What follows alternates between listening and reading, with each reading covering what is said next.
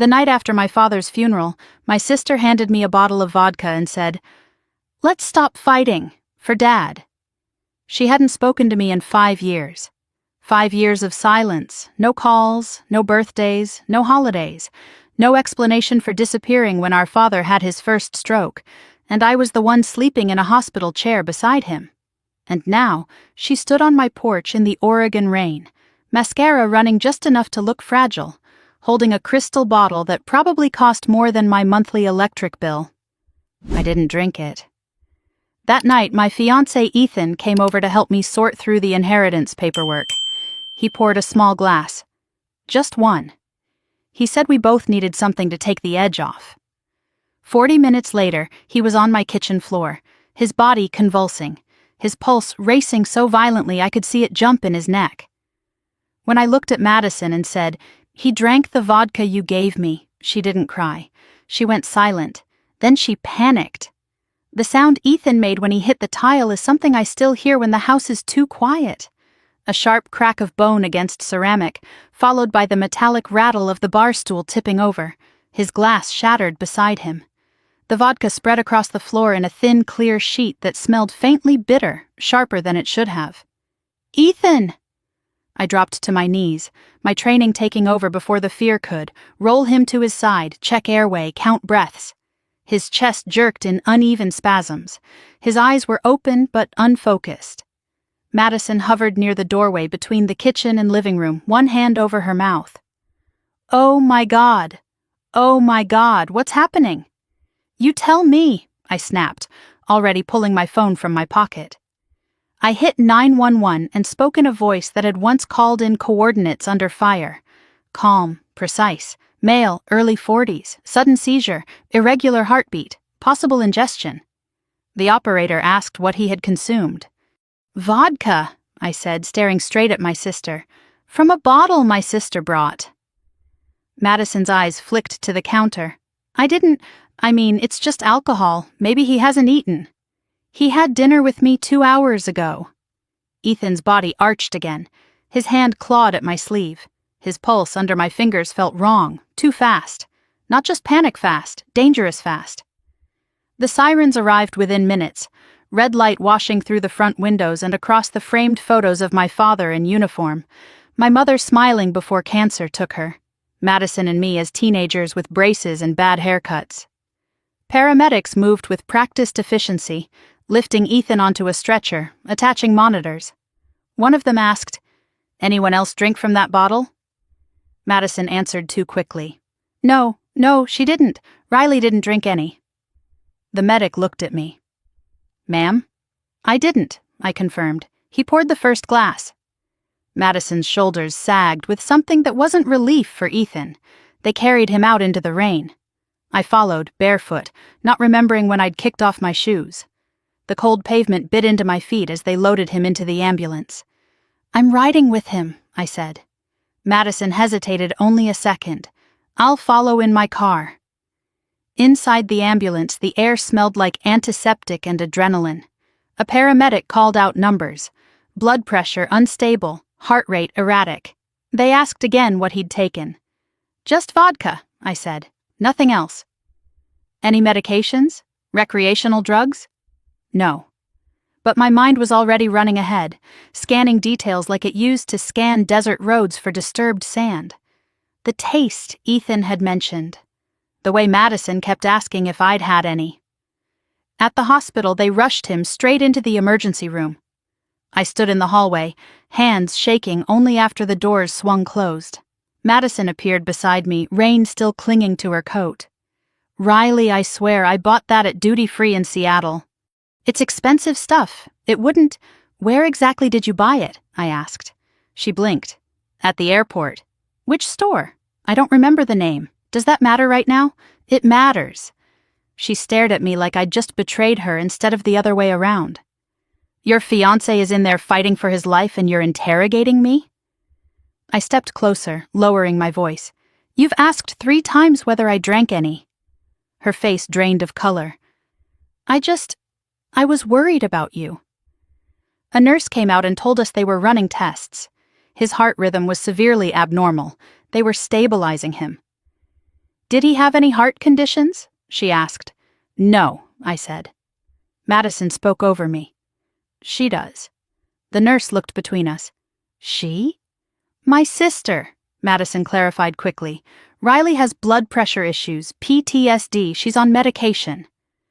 I felt something cold settle in my stomach. That's not relevant. The nurse nodded politely but scribbled something on her clipboard anyway. We were led to the waiting area. Fluorescent lights hummed overhead. A television in the corner ran a muted late-night news segment about rising housing prices. The world outside this building kept moving, indifferent.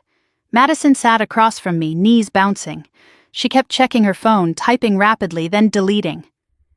Who are you texting? I asked. She locked the screen too fast. No one. I leaned back in the plastic chair and watched her. 5 years ago, she'd vanished. Said she needed space, needed to find herself. While I was the one driving our father to physical therapy after his first stroke. The one paying the utility bills when his pension paperwork got delayed. The one sitting through doctors explaining blocked arteries. And then today, at the funeral, she'd appeared in a black dress and trembling hands. The cemetery had been quiet except for the wind. I stood straight-backed as the flag was folded. Old habits, military composure. My father had been proud of that part of me. Madison had cried loudly, clinging to strangers like she was the one who'd been there every day. Afterward, when most people had drifted away with casseroles and polite condolences, she'd approached me near the car. I'm sorry, she'd said, eyes glossy. I shouldn't have left. I couldn't breathe here. You didn't call, I replied. I know. She held out the bottle then, wrapped in tissue paper. I brought this for you. To make peace. I'd almost laughed. Peace in a glass bottle. Now, hours later, that bottle sat in an evidence bag somewhere between my kitchen and the hospital lab. A doctor finally emerged from the double doors. Ms. Thompson? I stood instantly. Yes. Your fiancé is stable for now, but he experienced a severe cardiac arrhythmia and neurological symptoms consistent with toxin exposure. Toxin? Madison echoed faintly. We're running toxicology panels, the doctor continued. Did he ingest anything unusual? Vodka, I said again, from a sealed bottle. The doctor's gaze sharpened. Bring us the bottle if possible. It's at the house, I replied. My sister brought it. Madison's head snapped toward me. Riley! I didn't look at her. I'll call the police to secure it. The doctor nodded. Good. The sooner we identify the substance, the better. As he walked away, Madison grabbed my arm. You're not seriously suggesting I poisoned him. I'm suggesting, I said evenly, that something was in that bottle. Her eyes filled with tears. Why would I do that? I just buried our father. You tell me. The police arrived at the hospital within 30 minutes. An officer took my statement in a quiet consultation room. I described the bottle, the timing, the symptoms. Madison was questioned separately. Did anyone else handle the bottle? The officer asked me. Ethan opened it, I said, but Madison gave it to me. Was there any conflict between you and your sister recently? I hesitated. She's been gone for 5 years. That's not what I asked. I exhaled slowly. There were disagreements about family responsibilities before she left. Financial disagreements? The word hung between us. Our father had a will, I said carefully. I haven't reviewed the latest version yet, he nodded. We'll need access to your home to retrieve the bottle. I'll let you in. When I stepped back into the waiting area, Madison was standing near the vending machines, whispering into her phone. I don't know yet, she said. No, she didn't drink it. I told you. She froze when she saw me. The phone lowered slowly. Told who? I asked. No one, she said again, but her voice lacked conviction. What did you mean? She didn't drink it. Her jaw tightened. You're twisting everything. I held her gaze, searching for something familiar. A trace of the sister who used to steal my sweaters and beg me not to tell Dad when she missed curfew. All I saw was calculation. An officer approached with a plastic evidence bag. Inside, through the clear crinkle of sealed plastic, I saw the crystal bottle, the cap slightly askew. "We recovered this from your residence," he said. "We'll send it for analysis." Madison stared at it like it might explode. "Did you purchase this?" the officer asked her. "Yes," she whispered, "as a gift." "Do you have the receipt?" "I threw it away." "Where?" "I don't remember." The officer made a note. After he left, Madison sank into a chair and finally began to cry. Loud, messy sobs that drew glances from strangers. I didn't move to comfort her. An hour later, a nurse returned. "He's regained partial consciousness, just briefly." I rushed to his bedside. Ethan's skin looked pale against the white sheets. Electrodes clung to his chest. His eyes fluttered open when he heard my voice. "Riley," he murmured. "I'm here." He swallowed. "She was watching." "Who?" "Your sister." His voice was thin but steady. "When I poured it, she kept looking at you, like she was waiting." "For what?" "For you to drink first." The words settled heavily between us. His eyelids drifted closed again as the sedation pulled him under. I stepped back into the hallway and found Madison staring at the floor. "He woke up," I said. She looked up quickly. "Is he okay?" "For now," she exhaled. "Thank God." I took one step closer. "He said you were watching him, waiting for me to drink." Her eyes widened. "That's insane." "Is it?" She shook her head vigorously. "You're in shock, that's all." Maybe I was. My father buried that afternoon, my fiancé fighting for his life that night, my sister reappearing with a peace offering that tasted bitter. But shock doesn't invent patterns. As I walked back toward the ICU doors, I heard her phone buzz again. She glanced at it, then quickly typed a response. I caught a glimpse of the contact name before she tilted the screen away. Vic. The doctor came out once more, his expression serious. "We found something unusual in his bloodstream," he said. "What?" I asked. "It's not consistent with alcohol alone." Madison's breathing hitched. The doctor continued, "This wasn't just vodka." And in that moment, standing under harsh hospital lights with my sister's mascara streaked down her cheeks and my father's funeral still clinging to my clothes, I knew one thing with absolute certainty. Madison hadn't come home to make peace. She had come home with a plan. The machines in the ICU didn't beep in rhythm. They stuttered, paused, then shrilled in uneven spikes that made my shoulders tighten every time. Ethan lay pale against the hospital sheets, electrodes mapped across his chest like coordinates. A thin line of oxygen tubing ran beneath his nose. His eyelids fluttered occasionally, but he didn't wake. I stood at the foot of the bed and watched the monitor instead of his face, heart rate still unstable, blood pressure fluctuating, numbers steadier than they had been in the ambulance, but not normal. A doctor in blue scrubs stepped inside and closed the door softly behind him. "Ms. Thompson," he said, voice low, "we've confirmed a toxic compound in his bloodstream."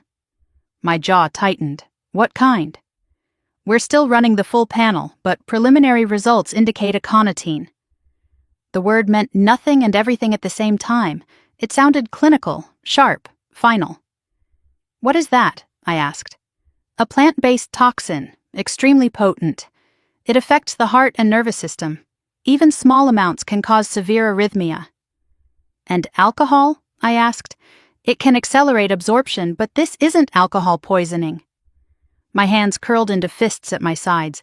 "So someone put it in the bottle." He held my gaze. "This wasn't an accident." When he left, I exhaled slowly. Not relief, not fear. Something colder. Confirmation. Outside the ICU room, Madison stood by the vending machines again, pretending to read the back of a snack package. She looked up immediately when she saw me. "What did they say?" she asked. "They found a toxin." Her face drained of color. "A toxin? In what?" "In Ethan's blood." She blinked rapidly. "That's impossible. It was just vodka." "It was vodka," I said, "with something else in it." She crossed her arms over her chest. "Are you saying I did that?"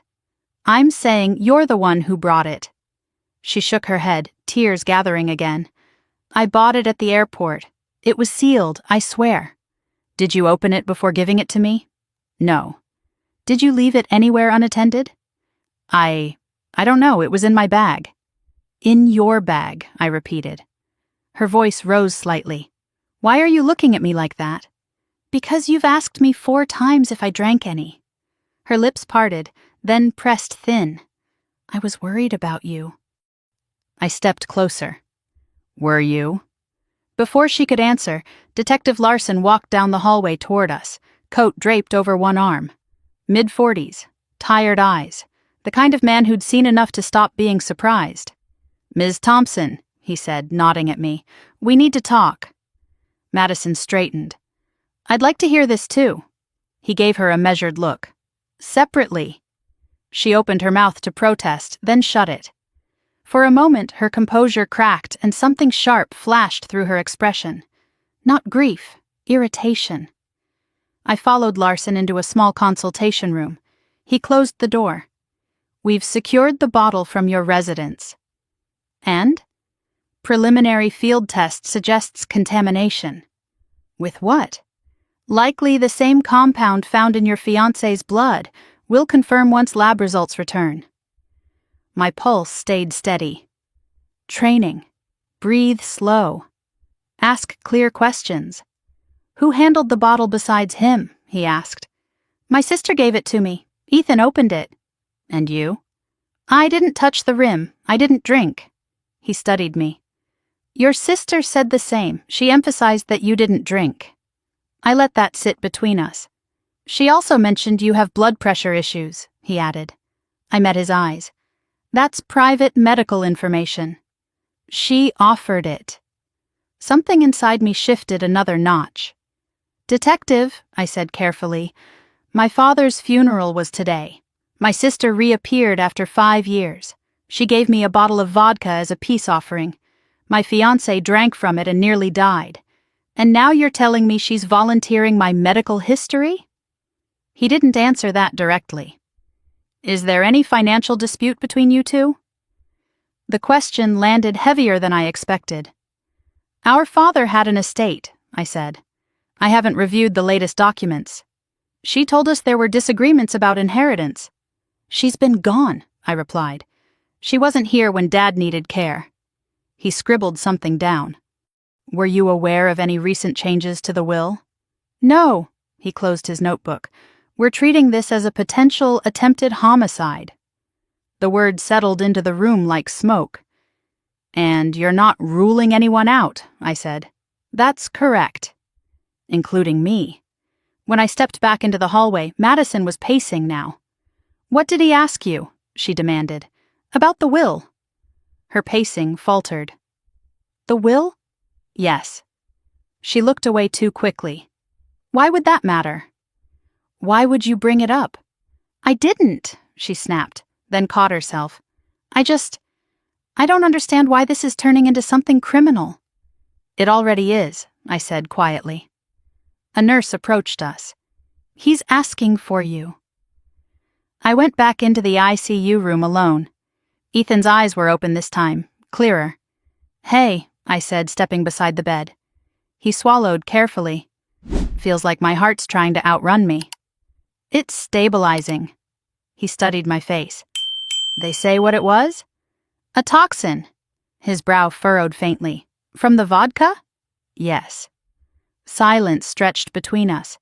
She was watching, he said again, more firmly this time. I know. When I poured it, she moved closer, like she wanted a front row seat. My jaw tightened. And when you didn't drink, he added, voice weak but steady. She looked annoyed. I leaned down slightly. Don't push yourself. His fingers brushed mine. Be careful. I always am. When I left the room, Madison was gone. I found her near the elevators, phone pressed to her ear. No, not yet, she was whispering. They're still running tests. She froze when she saw me and turned away slightly. I'll call you back, she said quickly, ending the call. Who was that? I asked. A friend. Name. She gave me a look like I'd crossed a line. You don't get to interrogate me. I get to ask questions when my fiancé is poisoned. Her chin lifted. Maybe you should look closer to home. Meaning? You handle Dad's finances. You have access to everything. The accusation hung heavy. You think I poisoned my own fiancé? I asked. I'm just saying, she replied, shrugging slightly. People do strange things under stress. The coldness in her voice didn't match the tears still streaking her cheeks. Detective Larson approached again. Ms. Thompson, he said to Madison this time, we need to ask about where you purchased that bottle. She glanced at me once before following him. I watched her walk away and felt the old instinct return, the one that scanned desert rooftops and alley shadows, the one that trusted patterns over words. She wasn't afraid of losing Ethan. She was afraid of losing something else. Hours later, toxicology confirmed the compound. Aconitine. Not accidental, not naturally present in alcohol, intentionally introduced. Larson returned to the waiting area where I sat alone. Your sister says she bought the bottle at a duty-free store in Seattle 2 days ago, he said. Receipt? She claims she discarded it. Security footage? We're requesting it. He studied me again. She also mentioned your father revised his will 2 weeks before his stroke. I felt the air thin. I wasn't informed of that, I said. You might want to verify. He paused. One more thing. She inquired about your father's life insurance policy earlier this week. Why would she do that? She said she was helping with paperwork. I stared at the blank television screen across the room. Insurance, will changes, a poisoned bottle. Detective, I said slowly. If I had taken the first drink instead of Ethan... He nodded once. Given your medical history, it could have been fatal. I closed my eyes briefly. Madison had asked 4 times if I'd had any. She wasn't worried. She was checking the outcome.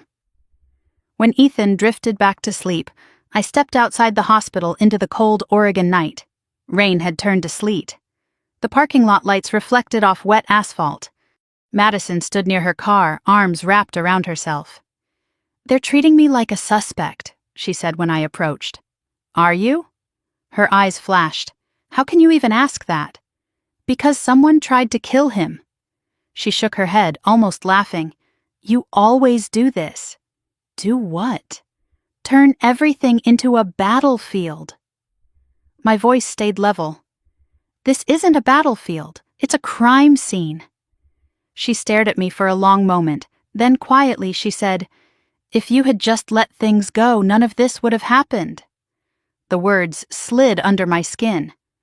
Let what go? I asked. But she didn't answer. She got into her car and drove away. I stood there until her taillights disappeared. When my phone buzzed in my hand, I almost dropped it. A text from an unknown number. Stop digging. Another message followed immediately. Some things should stay buried with your father. I looked back at the hospital entrance, at the ICU floor glowing faintly through the windows. This wasn't grief spiraling out of control. This was layered, deliberate. And it wasn't finished. Because as I walked back inside, my phone buzzed again. One more message. Insurance paperwork takes time. I didn't reply. I didn't need to. For the first time since the funeral, my shock hardened into something sharper. Madison hadn't just brought a bottle of vodka to make peace. She had built a plan. And I had survived the first move. I went straight from the hospital to my father's estate attorney without going home. I was still wearing the same black dress from the funeral, the hem damp from Oregon rain, my hair pulled back tighter than usual. I hadn't slept, I hadn't eaten, but I needed paper more than rest. Harold Whitaker's office sat on the second floor of a brick building in downtown Eugene, the kind with frosted glass and brass lettering that hadn't changed in decades. My father trusted him. That mattered. His receptionist blinked when she saw me. Ms. Thompson. I'm so sorry for your loss. I need to see Mr. Whitaker. It's urgent. Something in my voice must have convinced her. She disappeared through a side door and returned moments later. He can see you now. Harold stood when I entered his office. Late 60s, silver hair, suspenders, reading glasses perched low on his nose. "Riley," he said gently. "I heard about Ethan. I'm glad he's stable." "Barely," I replied. "I need to see the latest version of my father's will." He paused just a fraction too long. "Of course," he said, moving toward his desk. "We finalized an updated draft recently." "Recently when?" 2 weeks before his stroke. My chest tightened. He never mentioned that. Harold lowered himself into his chair and opened a file folder. He requested revisions via email. "Email?" "Yes, from your address." The room felt suddenly smaller. "I didn't send any email," I said. He slid a printed document across the desk toward me. My name was typed neatly at the top. The will. My father's name beneath it, legal language, signature lines. I scanned quickly, then stopped. "This isn't right," I said. Harold adjusted his glasses. "What do you mean?" "It leaves everything to Madison. The house, his pension fund, the investment accounts, the life insurance beneficiary rights totaling $750,000, all transferred solely to Madison Thompson. No equal split. No mention of me." "That's impossible," I said flatly. 2 years ago it was divided evenly." He nodded slowly. "Yes, that was the original structure." "Then who authorized this?" "The email came from your account. It referenced a prior discussion." "I never discussed cutting myself out of my father's estate." Harold looked genuinely unsettled now. He turned his monitor toward me. An email thread appeared on the screen. From riley.thompson.official@mailsecure.com. Subject, urgent revision. I stared at it. "That's not my email address," I said. "You're certain?" "I don't use MailSecure. I use my personal domain." He clicked into the header details. Lines of routing data filled the screen. "Can you trace where it originated?" I asked. "I can attempt to." He leaned closer, scrolling through the metadata. His expression shifted. "It appears the login originated from Seattle," he said quietly. Seattle. Madison's apartment. "When was this sent?" I asked. He checked the timestamp. 10 days before your father's stroke." 10 days. "So, someone hacked your system," I said. He cleared his throat. "Our server was accessed remotely. We believed it was legitimate at the time because the credentials matched." "My credentials?" "Yes, your password was entered correctly." I felt my jaw tighten. I hadn't changed that password in years. "Do you have security footage?" I asked. "For after-hours entries?" "Yes." He hesitated, then nodded. "We do." He pulled up archived video from the night before the document was finalized. The screen flickered to grainy black and white footage of his office hallway. Timestamp in the corner. At 2:23 in the morning, a figure entered the frame. Baseball cap pulled low, oversized coat, head down. My pulse slowed instead of racing. The figure moved directly to Harold's office door. No hesitation, no searching. She knew exactly where to go. "How long was she inside?" I asked. Harold checked the footage. 8 minutes. The figure exited, cap still low, and disappeared down the hall. "She didn't force entry," I said. "No." "So she had access." Harold's lips pressed thin. "Can you enhance it?" I asked. "We can attempt to." Even without clarity, I recognized the posture, the height, the narrow shoulders. Madison. "She called me that week," Harold said slowly, as if remembering something uncomfortable. "Asking questions about probate timelines." "What kind of questions?" "How long after death the estate would clear. Whether beneficiary changes could be contested." I let that settle. "Did she ever come in person?" I asked. "Not during office hours." I reached into my purse and pulled out the sympathy card Madison had left on my kitchen counter after the funeral. "You deserve to relax," it read in her looping handwriting.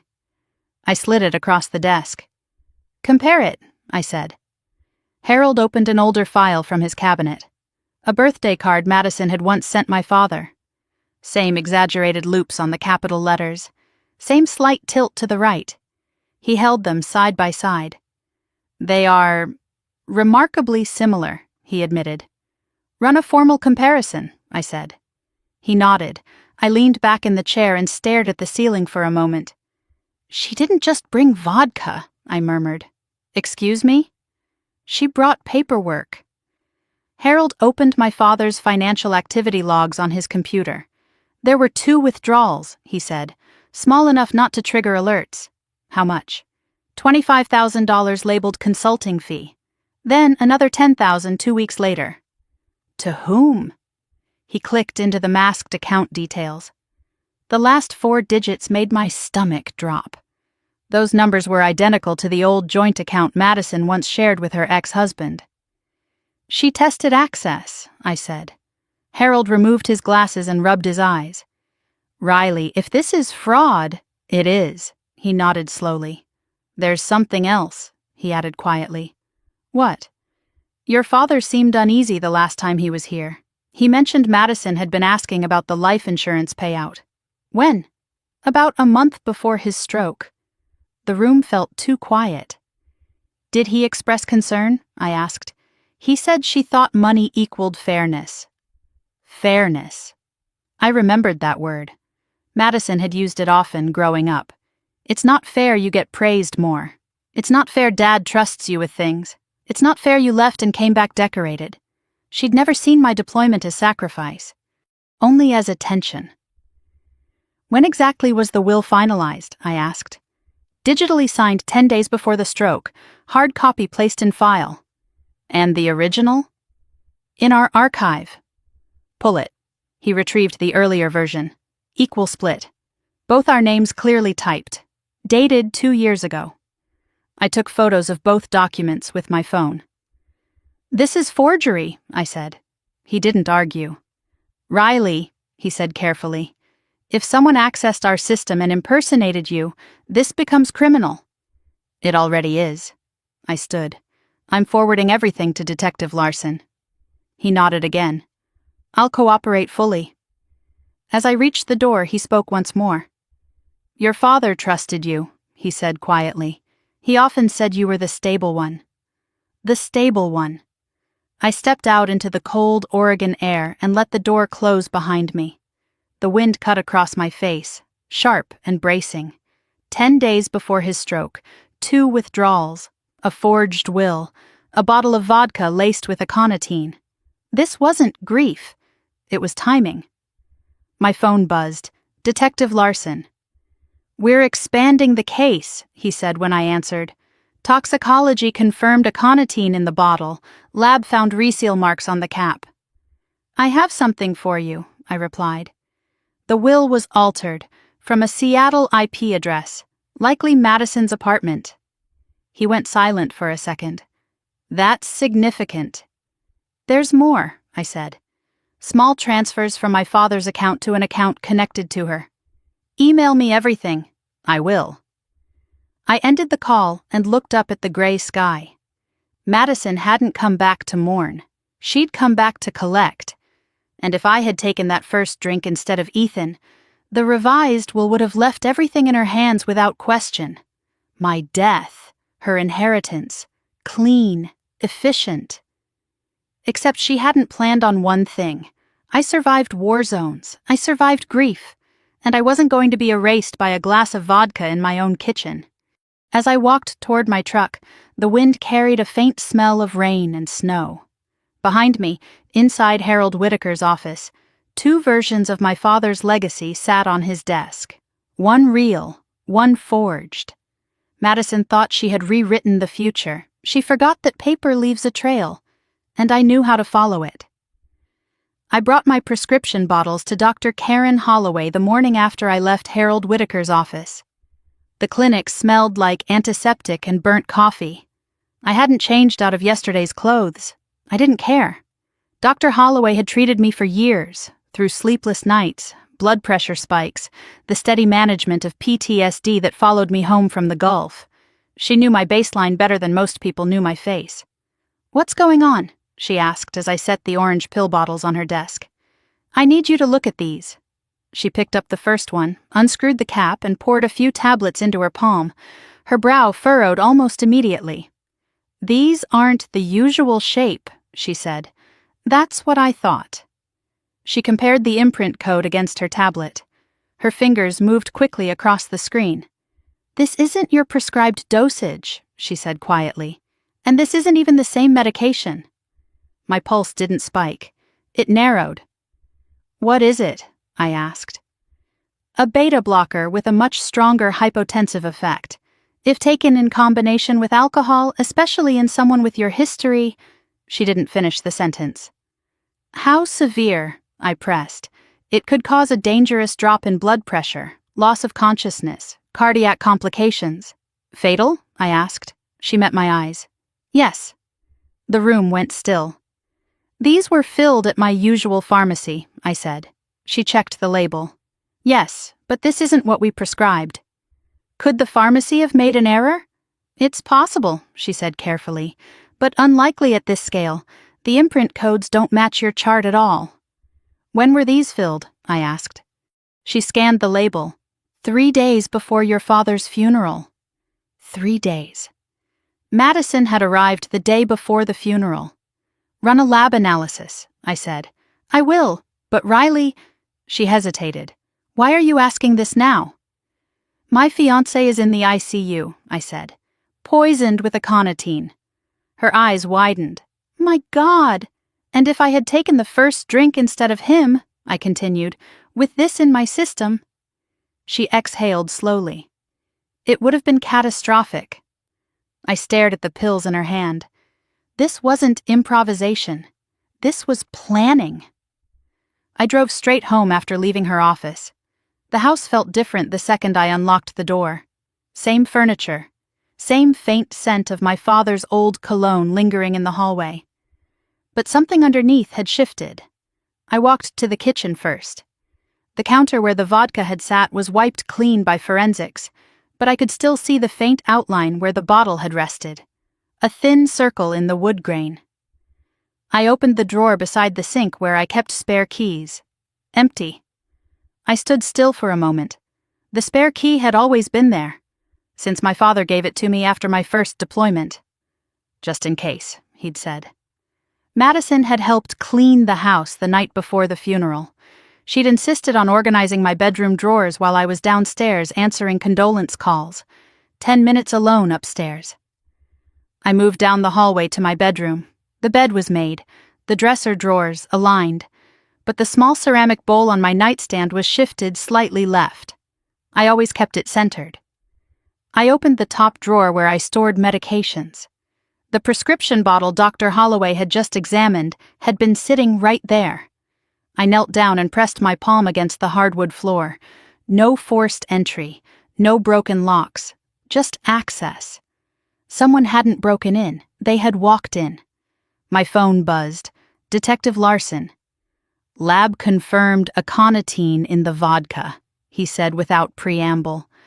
Concentration consistent with deliberate dosing. I have something else, I replied. My medication was switched. Silence on the other end. Explain, he said. I told him everything Dr. Holloway had said. That escalates this significantly, he said. We'll need to secure the pharmacy footage. And the house, I added. My spare key is missing. I'll send a team. When I ended the call, I stood in my father's study. The desk drawer where I kept the insurance paperwork was slightly misaligned. I pulled it open. The life insurance policy was still there, $750,000. Beneficiary designation tied to the current will. If I died before probate was contested, the revised will would place everything in Madison's hands. No fight, no suspicion. A grieving sister who lost her father and her sibling in quick succession. Natural complications, sympathy, money. I ran my fingers along the edge of the policy page. There it was, a clause. In the event of death due to medical complication, payout expedited pending standard verification. Medical complication. With the wrong medication in my system and alcohol amplifying it, My collapse would have looked tragically plausible. My phone buzzed again. Unknown number. You should rest, Riley. I stared at the screen. Another message followed. Stress isn't good for your blood pressure. My jaw tightened. I typed nothing. Instead, I walked back into the kitchen and opened the cabinet under the sink.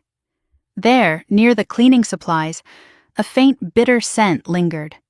Not vodka, something sharper. I grabbed a plastic bag and carefully placed the dishcloth from the trash inside it. If she'd wiped the bottle before handing it to me, there might still be trace residue. A knock at the door interrupted my thoughts. Forensics. 2 technicians in gloves and boot covers. They dusted surfaces, checked the locks, downloaded security logs. The alarm was disabled with the correct code, one of them said. Only 3 people know it, I replied. Me, Ethan, and Madison.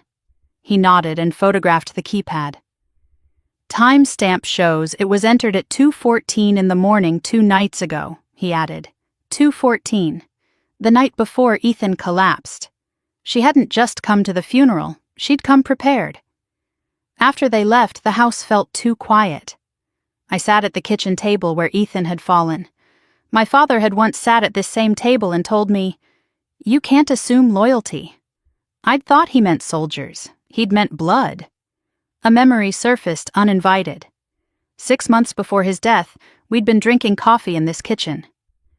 "Madison's restless," he'd said. "She always is," I replied. "She keeps asking about the life insurance," he'd added. "She probably just wants clarity."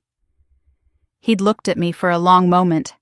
Clarity can turn into entitlement if you're not careful. I hadn't understood the weight in his voice. Now I did. My phone buzzed again. Detective Larson. "Pharmacy footage shows your sister in the store the day your prescription was filled," he said. "Did she pick it up?" "No, but she was near the drop-off counter for several minutes." "Alone?" "Yes." "She could have switched bottles in the parking lot," I said. "That's one possibility." "Run prints on the pill bottle," I added. "We will." When I hung up, the sun had started to dip behind the trees. Shadows stretched long across the floor. Madison texted then, "How is Ethan?" I stared at the screen. "Alive." Her reply came quickly. "Thank God," I typed back. "The doctors say if I had taken that first drink with my medication, I might not have survived." 3 dots appeared. Then disappeared. No response. Minutes later, another text from her. "You're being dramatic." I set the phone down carefully. Dramatic, not shocked, not apologetic, dramatic.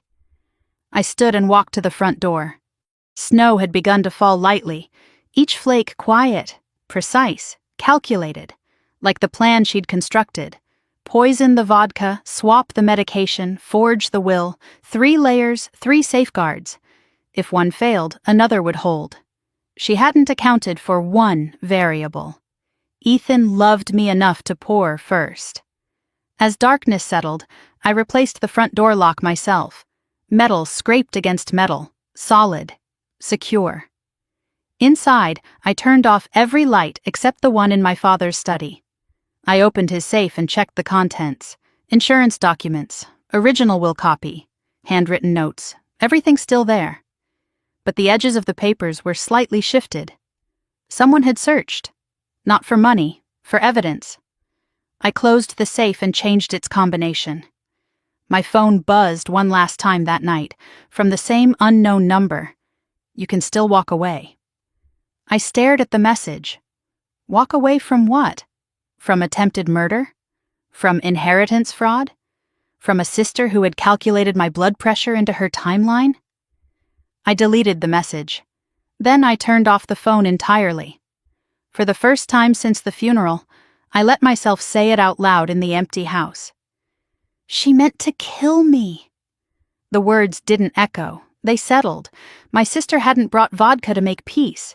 She had brought a trigger, and she had pulled it with precision. But she'd miscalculated one thing. I don't miss details, not on the battlefield, not in my own home, and I was done being her blind spot. The doorbell rang at 9:47 in the evening. I wasn't expecting anyone. Snow had started again, soft and steady, coating the porch in a thin white layer. I had just finished checking the new lock for the third time when the chime cut through the quiet. I didn't turn on the porch light. Instead, I stepped to the side of the front window and lifted the curtain just enough to see. A man stood under the dim street lamp glow, hands in the pockets of a dark wool coat. Late 50s, maybe early 60s, clean-shaven, not nervous. He looked like someone who expected to be let in. I kept the door closed and spoke through it. "Can I help you?" "Riley Thompson?" he asked calmly. "Yes." "My name is Victor Russo. We need to talk." The name hit something in my memory. Vic. Madison's phone. "I'm not interested," I said. "You will be," he replied. "This concerns your sister. And the insurance policy." My grip tightened on the edge of the door. I opened it halfway but kept the chain latched. "What do you want?" I asked. He didn't try to look past me, didn't scan the interior of the house, just met my eyes. "There's been a complication," he said. "Your fiancé survived." "That's not a complication," I said evenly. "That's a blessing." "For you," he replied. The cold air between us sharpened. "Say what you came to say," I told him. He glanced once at the street, then back at me. "Your sister owes approximately $400,000, he said. The number settled heavily. "Owes who?" I asked. "A private network. High-stakes sports betting. Offshore processing, but domestic collection." "Organized crime," I said. He gave a faint smile. "That's a dramatic word." "Try me." He didn't flinch. "She's been overextended for 18 months. The debt escalated. Interest compounds quickly in our line of business." "And this has what to do with me?" I asked. "You," he said. "We're the collateral." The words didn't raise my heart rate. They slowed it. "She assured us," he continued, "that the inheritance would cover everything." "My father's estate?" "Yes." He was still alive when she promised that. Victor tilted his head slightly. His health was fragile. I let silence stretch between us. "She proposed a timeline," he went on. "Funeral, probate, transfer of assets, insurance payout." "She forged the will," I said. "Yes." He said it like he was confirming a delivery time. "And the vodka?" I asked. "That was her idea," he replied. "A layered plan." Layered, poison, medication swap, forged will. "She was very thorough," he said. I stared at him through the gap in the door. "Why are you here?" I asked. "Because she assured us the matter would be resolved by now." "Resolved? That's what she told you?" I asked. "She said you wouldn't be an obstacle much longer." The cold didn't register anymore. "She intended for me to drink it," I said. "Yes." The word landed without hesitation. "And Ethan?" I asked. "Unintended variable." My jaw tightened. "You're admitting conspiracy to murder," I said. He shrugged lightly. "I'm explaining financial expectations." "And you think showing up at my house is wise?" "I think transparency is preferable to misunderstanding," he said. "The insurance payout was pledged as security. If the payout doesn't occur, other avenues are explored." "Are you threatening me?" I asked. "I'm informing you." Snow gathered on his shoulders, melting slowly into the wool. "She used the life insurance as collateral," I said. "Yes." "For a gambling debt?" "Yes." "How long has she been involved with your network?" 18 months seriously, longer casually. I thought about the timeline. 18 months ago, Madison had still been mostly silent, sporadic texts, occasional vague promises to visit. "She was confident," Victor added, "very confident. She believed the emotional timing would shield her from scrutiny." "Emotional timing," I repeated. "A father's funeral," he said quietly. "No one questions grief." My hand tightened on the doorframe. "She told you how?" I asked. "How what?"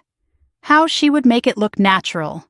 He didn't blink. "She researched compounds that mimic cardiac failure. She was aware of your blood pressure condition." The room behind me felt suddenly too small. She knew my medication schedule, I said. Yes. The word felt like a blade. She said alcohol would accelerate the effect, he added. If symptoms appeared shortly after the funeral, stress would be assumed. My father buried that morning, my body on that kitchen floor by night. She rehearsed narratives, Victor said, in case of investigation. What kind of narratives? I asked. That you were emotionally unstable, that you'd been drinking more since the funeral, that your health was deteriorating. I almost laughed. She was thorough, he repeated. Why are you telling me this? I asked again. He exhaled slowly. Because when operations attract federal attention, our interests change, he said. Your sister has become a liability. Because she failed. Yes. Because she failed to kill me. Yes. The directness of it almost impressed me. And what do you want from me? I asked. Clarity, he said. If the inheritance transfers, the debt can be resolved quietly. If it does not, other parties become impatient. I'm not negotiating with you, I said. I'm not asking you to. His eyes narrowed slightly. I'm advising you that your sister overpromised, and people who overpromise create pressure. On me, I asked. For now. I let the words settle. If you think intimidation will change anything, I said calmly, you miscalculated. His expression shifted just slightly. She said you were predictable, he said. What did she say? That you would fight emotionally first. That you would hesitate to involve federal authorities because of family loyalty. I smiled faintly. She misjudged that too. He studied me for a long moment. You don't seem surprised, he said. I served in the Gulf, I replied. Surprise is inefficient. A flicker of something like respect crossed his face. She believed the insurance payout of $750,000 would clear within weeks if death was ruled natural, he continued. Probate complications were accounted for. She intended to settle $400,000 immediately and negotiate the remainder. She used the word collateral, I said. Yes. Did she ever express regret? No. The answer came too fast to doubt. She said you always survived everything, he added quietly, and that this time you wouldn't. The words echoed in my mind. She always survives everything. I want proof, I said. He reached into his coat and removed a small envelope. I'm not foolish enough to carry originals, he said, but copies are instructive. I unlatched the chain and opened the door fully. He handed me the envelope. Inside were printed screenshots of text exchanges. Madison's name at the top. One message read, "Once Riley's gone, probate clears faster." Another, "She always survives everything. This time she won't." My stomach didn't drop. It solidified. You're handing me evidence, I said. I'm protecting my organization, he replied. Your sister's arrest jeopardizes more than her freedom. So you sacrifice her. She was already sacrificed the moment your fiancé lived. Snow thickened around us. You understand, he said, that if she's convicted, certain investors lose faith. I don't care, I said. You should. Why? Because desperation spreads. He stepped back from the porch. I've said what I came to say, he added. Your sister built a 3-layer plan. Poison, medication, forged will. It would have worked, but it didn't. No, he said softly. It didn't. He turned and walked toward a black sedan parked half a block away. I watched until he got in and drove off. Then I closed the door and locked it. Inside, the house felt heavier. I laid the envelope on the kitchen table. 3 layers. She had engineered my death like a project. Step 1, alter inheritance. Step 2, ensure death appears natural. Step 3, collect payout. The phone rang before I could sit down. Detective Larson. We've confirmed significant gambling transactions linked to Madison, he said. Offshore accounts, shell transfers. She used the insurance policy as collateral, I said. There was a pause. How do you know that? He asked. Victor Russo just left my porch. Silence. "You let him leave?" he asked. "He came to talk." "What did he say?" "Everything." I relayed the conversation. When I finished, Larson exhaled sharply. "That escalates this into organized crime territory," he said. "We'll involve federal agencies immediately." "You should," I replied, "because this isn't just family drama, it's financial conspiracy." "Are you safe?" he asked. "Yes." But the word felt thinner than usual. After I hung up, I sat alone at the kitchen table. I looked at the screenshots again. She always survives everything. This time she won't. I thought about childhood winters when Madison used to accuse me of getting more praise. It's not fair. I thought about deployments, medals she called attention. It's not fair.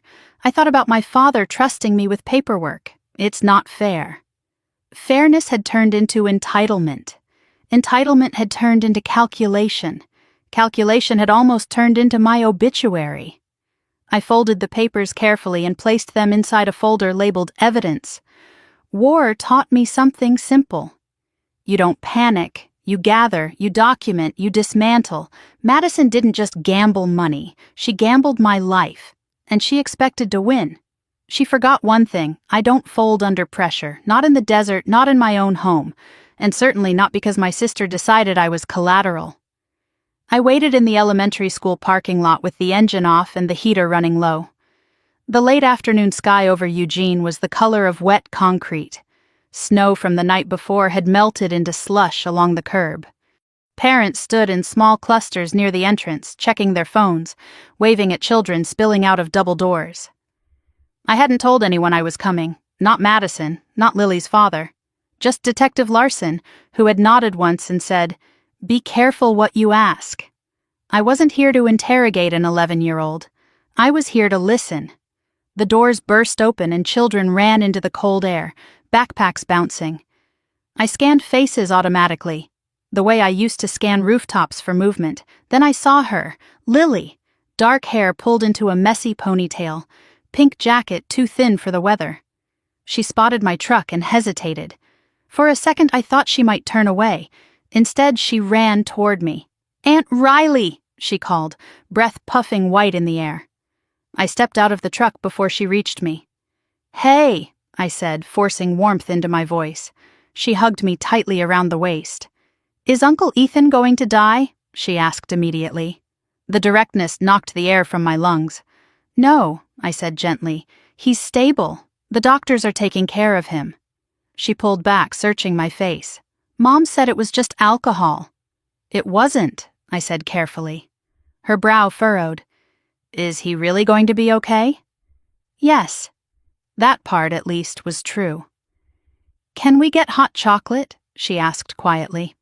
"Mom's been busy." I nodded and opened the passenger door. We drove to a small cafe 3 blocks away, the kind with chipped wooden tables and chalkboard menus. I chose a booth near the back where conversations blurred into background noise. She wrapped her hands around the paper cup like it was an anchor. For a few minutes we talked about safe things: school, her science project, a girl in her class who cheated during a spelling test. Then she went quiet. "Mom's really mad," she said softly. "At you?" I asked. "No." She stared into her cup. "At everyone." I let silence stretch. Silence invites truth. "She keeps talking on the phone at night," Lily continued. "In the kitchen. She thinks I'm asleep." "What does she say?" I asked. Lily shrugged at first. "Stuff about insurance," she said. My pulse slowed, sharpened. "What kind of stuff?" I asked gently. "She said insurance clears fast," Lily replied.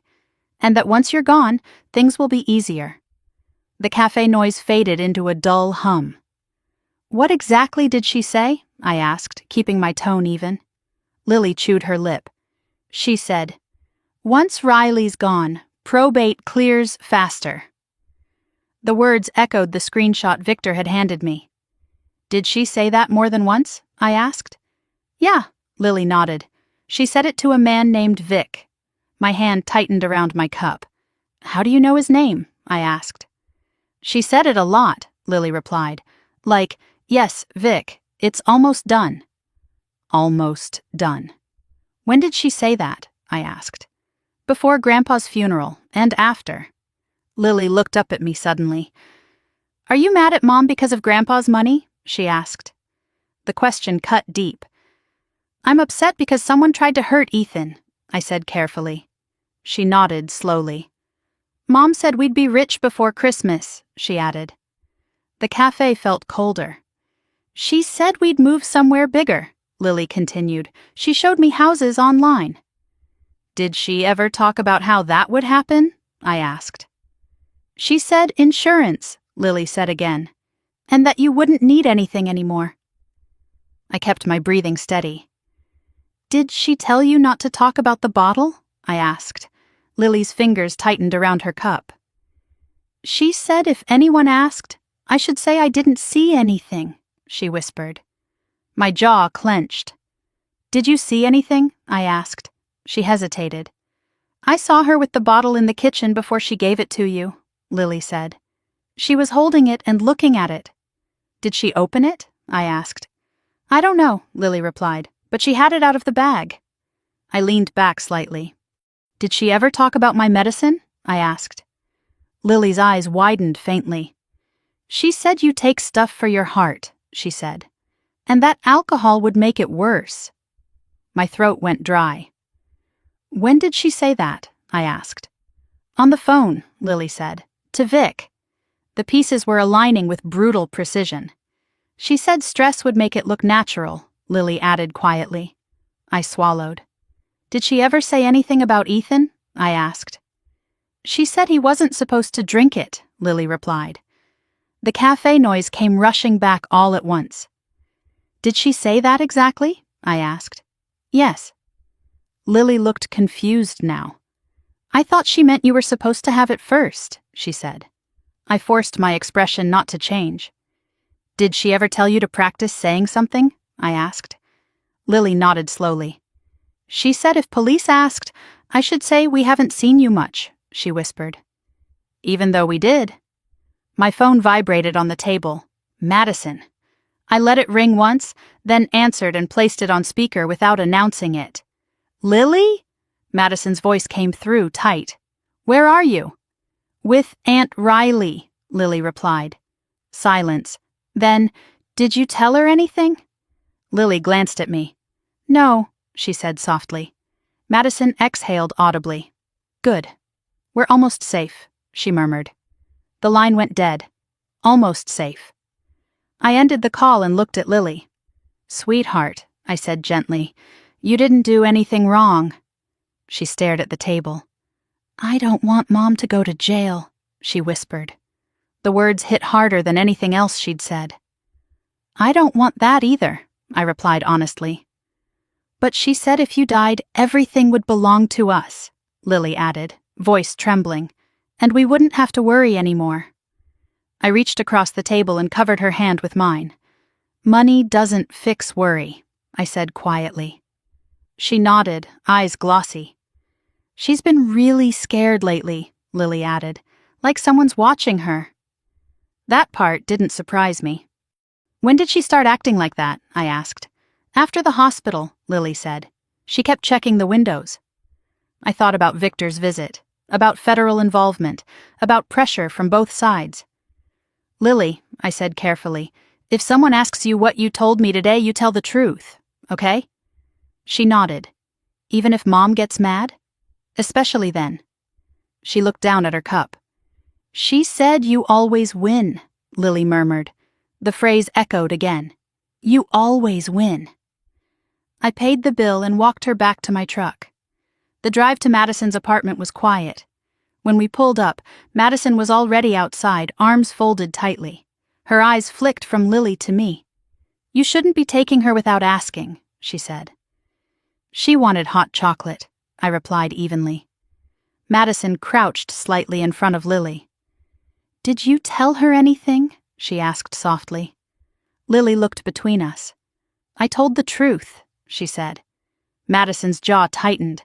I met her gaze over Lily's head. You told her we're almost safe, I said quietly. Her eyes flashed. You're twisting everything, she snapped. I leaned closer, keeping my voice low. You rehearsed narratives. You studied my medication. You altered the will. Her face drained of color. You have no proof, she whispered. I straightened. I have more than you think. She stood slowly, pulling Lily closer. This is harassment, she said loudly now. You're traumatizing my daughter. You did that, I replied calmly. Her expression shifted, anger rising, composure thinning. You always had to be the hero, she said. Even now. I didn't respond, because for the first time, I wasn't trying to be a hero. I was trying to stop a cycle. Lily squeezed my hand briefly before stepping inside with her mother. Madison lingered a second longer. You could still walk away, she said quietly. From what? I asked. From all of this. I held her gaze.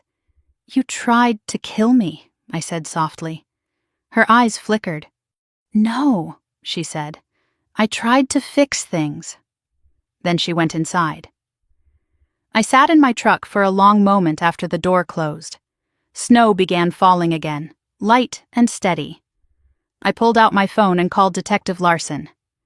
I have more, I said when he answered. I told him everything Lily had said. He was silent for a moment. That corroborates Victor's statement, he said. She told Lily I wouldn't last long, I added. That's powerful testimony, he replied. But she's a child. I know. Would you be willing to document the conversation? Yes. When I ended the call, I looked up at the apartment window. Madison moved behind the curtain. For years, I'd been the one who shielded her from consequences, covered for her, explained away her impulses. Now her own daughter had exposed the truth. I started the engine. For the first time since the funeral, I felt something shift inside me. Not rage, not revenge, resolve. This wasn't just about me surviving. It was about making sure Lily never learned that entitlement was love. And as I drove away, I understood something clearly. Madison hadn't just gambled with money. She had gambled with the future of her own child, and that was a debt far bigger than $400,000. The house felt wrong the second I unlocked the door. Not loud wrong, not obvious, subtle. The air was colder than I'd left it. The faint scent of my father's old pipe tobacco, which usually lingered near the study, seemed diluted. I stepped inside and closed the door quietly behind me. The porch light was on. I was certain I'd turned it off. I didn't move immediately. I listened. The refrigerator hummed. The heater clicked softly. No footsteps, no shifting floorboards. Still, something felt disturbed. I moved the way I used to in unfamiliar buildings overseas. Slow, deliberate. Clear the space before claiming it. The living room looked untouched, couch aligned, blankets folded. But the throw pillow in the corner chair was angled slightly to the left instead of centered. It was a small thing. Small things matter. I moved down the hallway. My bedroom door was slightly ajar. I never leave it open. My pulse didn't spike. It narrowed. I pushed the door wider with my fingertips. The room was intact, bed made, closet closed. No drawers dumped on the floor. But the closet door track had a faint scrape along the bottom edge, like it had been slid open too quickly. I stepped inside and opened the dresser. The top drawer was aligned, but the edges of folded shirts were disturbed. Someone had rifled without disarray. That takes practice. I crossed to the nightstand. The ceramic bowl was back in the center now. Too perfect. I crouched and looked beneath the bed. Nothing. I stood and moved toward the study. The chair behind my father's desk was pulled out slightly, barely an inch. He used to align it exactly flush with the desk. I had kept it that way. Not tonight. I approached the security monitor near the hallway. The system showed normal activity. Front door locked, back door secure. I opened the alarm log. 2:14 in the morning. System disarmed. Correct code entered. No forced override. The same timestamp Larson had mentioned earlier.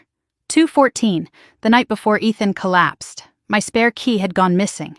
Now the code had been used. I scrolled further. System armed again at 2:27. 13 minutes inside. Enough time. Enough precision. I walked to the back door and examined the frame. No splintering, no scratches. Whoever entered knew how to leave cleanly. My phone buzzed. Unknown number again. Stop digging. I didn't respond. Another message followed. You don't know who you're dealing with. I stared at the screen for a long moment before setting the phone down on the desk. The study window faced the street. I stepped closer and peered through the glass. A dark SUV sat parked across from the house, engine off. I couldn't see inside. It hadn't been there earlier. I memorized the plate number without thinking. Years of practice. I moved back from the window and turned off the study light. Let them wonder if I'd seen. My phone vibrated again. A call this time. The hospital. I answered immediately. This is Riley. Ms. Thompson, the nurse said. A man attempted to access Mr. Miller's room about 20 minutes ago. My body went still. What man? He claimed to be a cousin. His name didn't match the approved list. Description? Mid-40s, dark coat. He left when security asked for identification. Did he see Ethan? No. I exhaled slowly. Did he say anything? I asked. He asked whether Mr. Miller was conscious yet. The SUV outside my house. A man at the hospital. Pressure. Thank you, I said and ended the call. I dialed Larson immediately. Someone tried to access Ethan's room, I said. I'm aware, he replied. Security notified us. And there's a vehicle outside my house. Stay inside, he said. I'm dispatching a unit. I didn't argue. Instead, I walked back into the kitchen. The counter where the vodka had sat was empty now, stripped by forensics. But under the cabinet, I caught a faint chemical smell again. Bitter. Metallic. I crouched and ran my fingers along the underside of the counter. Dust had been disturbed recently. Someone had braced themselves there. I stood and moved to the trash bin. Empty. Too empty. I always leave at least one bag liner tucked at the bottom. Gone. I walked back toward the hallway when headlights flashed briefly through the front window. Police. The SUV's engine roared to life and pulled away before the patrol car reached the curb. I watched through the sliver of curtain. The SUV turned the corner smoothly. Not rushed. Controlled. A knock came at the door. I opened it to two uniformed officers. Ma'am, are you alone? One asked. Yes. They stepped inside and swept the perimeter quickly. Vehicle took off when we turned onto the block, the other said. Plate comes back to a rental agency in Tacoma. Under what name? I asked. False identification. The ID number belongs to a deceased individual. Organized. They documented everything. Alarm logs, security footage. The muddy footprint near the back door I hadn't noticed before. Size smaller than mine. Could be Madison. Could be someone she sent. After they left, the house felt even more hollow. I turned off every light except the lamp in the study. I opened the safe again. The documents were still there. But the edges of the insurance policy had shifted slightly since the last time I checked. Someone had handled them. I removed everything and laid it on the desk. The original will, my father's notebook. The envelope labeled, "Open if trust is broken." They hadn't taken anything. They had searched. For evidence. My phone buzzed again, this time a voice message. Distorted. You're costing people money. Click. I deleted it without replaying. War taught me something simple. Fear is a tool. I walked through the house one more time. Bedroom, closet, bathroom, kitchen. Every room held the faint imprint of intrusion, not chaos, measurement. Whoever had entered wasn't stealing valuables. They were calculating how much I knew.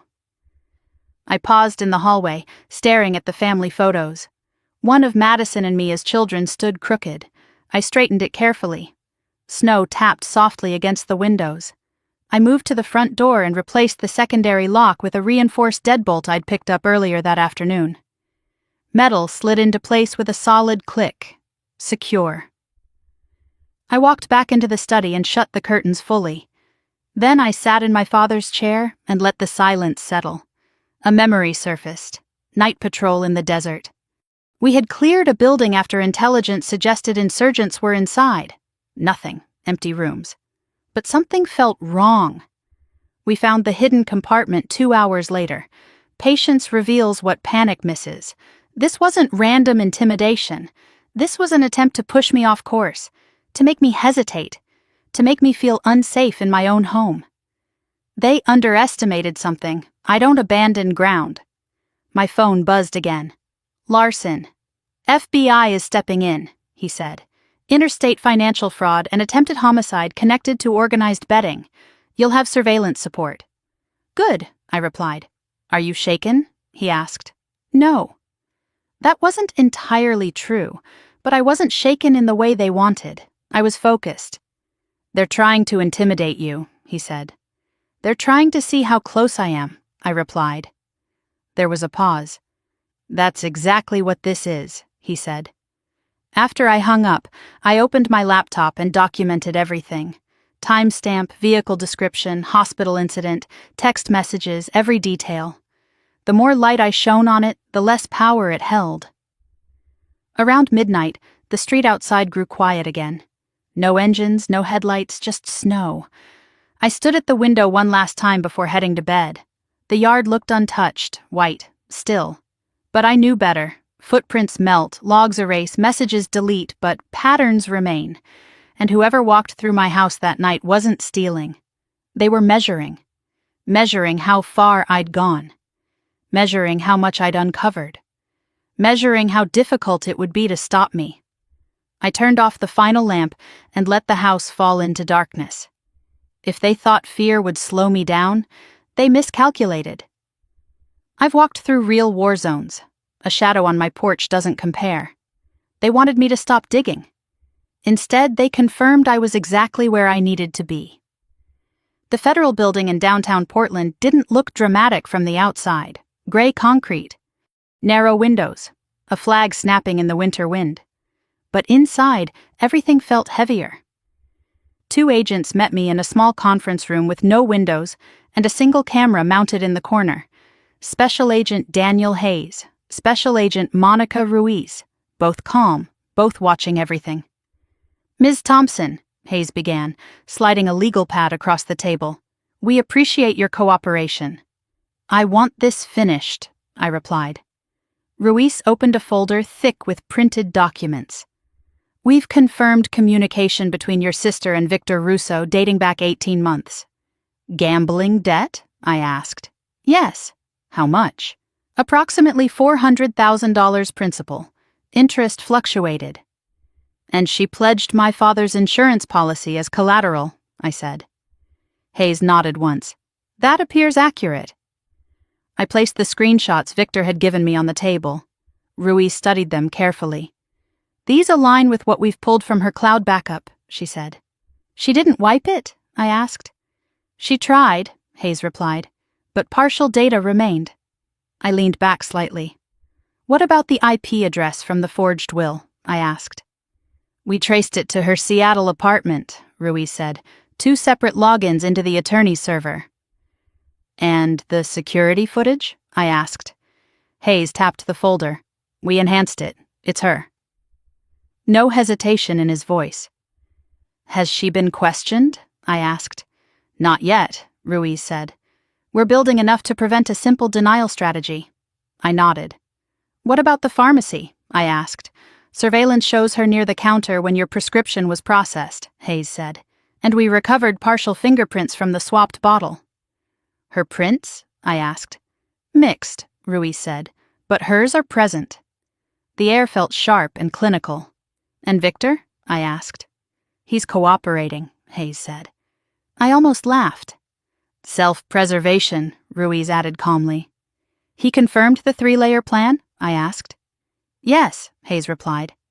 Poison in the vodka, medication tampering, forged inheritance documents. And the timing? I asked. Funeral, Ruiz said. High emotional cover, reduced suspicion. I stared at the tabletop for a moment. She researched aconitine online, Hayes continued. Search terms include dosage thresholds and cardiac mimicry.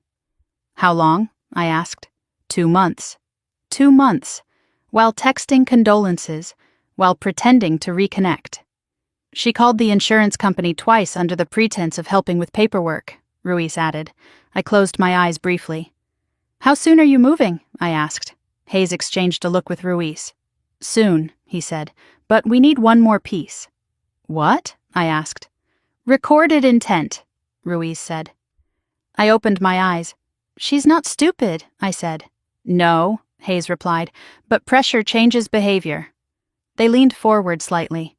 We need you to meet with her, Ruiz said. The words didn't surprise me. You want me to wear a wire, I said. Hayes didn't blink. Yes. I exhaled slowly. And provoke her into admitting it. Encourage clarity, Ruiz corrected. I thought about Lily, about the hospital, about the SUV outside my house. What's the risk? I asked. She's under surveillance, Hayes said, but we can't guarantee she won't react unpredictably. She already has, I replied. Ruiz slid a small device across the table. Non-visible, audio only. I picked it up. It was lighter than I expected. Where? I asked. She suggested meeting tomorrow evening at your father's house, Hayes said. She called you? I asked. She contacted you through text, Ruiz corrected gently. We intercepted. I checked my phone. A message from Madison sat unopened. We need to talk, alone. I looked back up. She thinks she can control the narrative, Hayes said. She always has, I replied. Ruiz studied me carefully. Are you emotionally prepared? She asked. I buried my father, I said. I watched my fiancé seize on my kitchen floor. I'm past unprepared. Silence hung for a moment. Hayes nodded once. We'll position agents nearby, he said. But the goal is voluntary admission. I slid the device into my coat pocket. What if she doesn't confess? I asked. Ruiz met my gaze. She will. I left the building with a new weight in my pocket and a colder clarity in my chest. Snow drifted sideways across the parking lot. The city felt distant, muted. When I got back to the hospital, Ethan was sitting up slightly in bed. Where'd you go? He asked softly. Federal meeting, I replied. He raised an eyebrow weakly. That escalated. It needed to. I sat beside him. They know, I said. He watched my face. Know what? He asked. Everything. His hand found mine. She meant for you to drink it, he said quietly. Yes. And she meant for it to look natural. Yes. He closed his eyes briefly. You're going to meet her, aren't you? Yes. His grip tightened slightly. Be careful. I always am. Back home, I prepared the house like I used to prepare briefing rooms. No clutter, no loose distractions. I placed my father's original will on the desk deliberately. The forged copy beside it. Insurance documents aligned. Let her see what I knew. My phone buzzed. Madison, tomorrow, 8. Dad's house, I typed back. Fine. Her response came instantly. Alone. I didn't answer. Instead, I opened the safe and removed the envelope my father had labeled "Open if trust is broken." I hadn't read it yet. I opened it slowly. Inside was a single page. If either of you ever try to destroy the other over money, you've already lost. He had underlined lost. My chest tightened briefly. Too late. The next evening arrived faster than expected. I attached the recording device beneath the collar of my sweater. Tested it once. Hayes's voice came faintly through the earpiece. Signal clear. I nodded slightly. The house felt colder than usual. Snow layered the yard thickly now. At 7:58, headlights swept across the front window. Madison's car. She stepped onto the porch alone. No tears this time. No mascara streaks. Just calculation. I opened the door before she knocked. You wanted to talk, I said. She stepped inside slowly. Her eyes scanned the room. You changed the locks, she said. Yes. Her gaze landed on the desk in the study. On the documents. You've been busy, she murmured. I have. She walked into the study without invitation. "You always loved this room," she said. "It's where Dad trusted me," I replied. Her jaw tightened. "Still playing the favorite," she said. I leaned against the doorway. "You tried to kill me," I said calmly. Her lips curved faintly. "Don't be dramatic." "The vodka was laced with aconitine." Silence. "My medication was switched." Her eyes flickered briefly. "You forged the will." She stepped closer to the desk. "You think you're so smart," she said softly. "I know you researched cardiac mimicry." Her gaze snapped to mine. "You always had to be better," she whispered. "Better at what?" I asked. "At surviving," she snapped. The word echoed. "You pledged the insurance as collateral," I continued. She laughed once, sharp. "You weren't supposed to notice." There it was, a small crack. "You weren't supposed to survive," she added. The words hung in the air like smoke. Hayes's faint voice buzzed in my ear. "Stay calm." "You rehearsed narratives," I said. "I had to," she replied. "You would have fought." "Yes," I said. "I would have." She stepped closer now. "Do you know what it feels like," she said, voice low, "to always come second?" "This isn't about second," I replied. "It is," she hissed. "Dad trusted you with everything, the money, the house, the attention." "He trusted responsibility," I said. She laughed again. "You call it responsibility. I call it control." "You tried to take control by killing me," I said. Her face hardened. "I tried to fix a problem," she snapped. "With poison." "With opportunity," she corrected coldly. The words felt surgical. "You would have died peacefully," she continued. "Stress, blood pressure, alcohol, no one would have questioned it." "And Ethan?" I asked. "He poured too soon." No remorse. None. "You were collateral," she added quietly. The word echoed Victor's. "You always survive everything," she said. "This time you weren't supposed to." I met her gaze steadily. "You miscalculated." Her eyes flicked briefly toward the hallway. "You think you've won," she said. "I think you've confessed." Her face changed, a flicker of realization. The front door opened behind her. Footsteps. Hayes's voice, no longer distant. "Madison Thompson, you're under arrest for conspiracy to commit murder, financial fraud, identity theft, and related federal offenses." She turned slowly. Agents filled the doorway. Her shoulders stiffened. For a second she looked at me, not with anger, not with regret, with disbelief. "You set me up," she said. "No," I replied quietly. "You built it yourself." They cuffed her without resistance.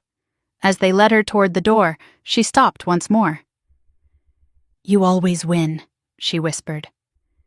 I didn't answer. Because this wasn't winning, it was ending something that should never have started. The door closed behind them. Snow fell steadily outside. Inside, the house felt quieter than it had in days. Not empty, not hollow, just still. The war in my family had moved from shadows into evidence. And this time, she didn't control the narrative. This time, it was on record. The interrogation room was colder than I expected. Not physically, emotionally. Gray walls, metal table bolted to the floor. A camera in the upper corner blinking red. Madison sat with her hands cuffed in front of her, posture straight, chin lifted like she was attending a board meeting instead of facing federal charges. I watched from behind the two-way mirror. Hayes and Ruiz entered without rushing. They sat across from her, placed a recorder on the table, and began. "Madison Thompson," Hayes said calmly, "you understand you're being recorded." "I want a lawyer," she replied immediately. "You'll have one," Ruiz said.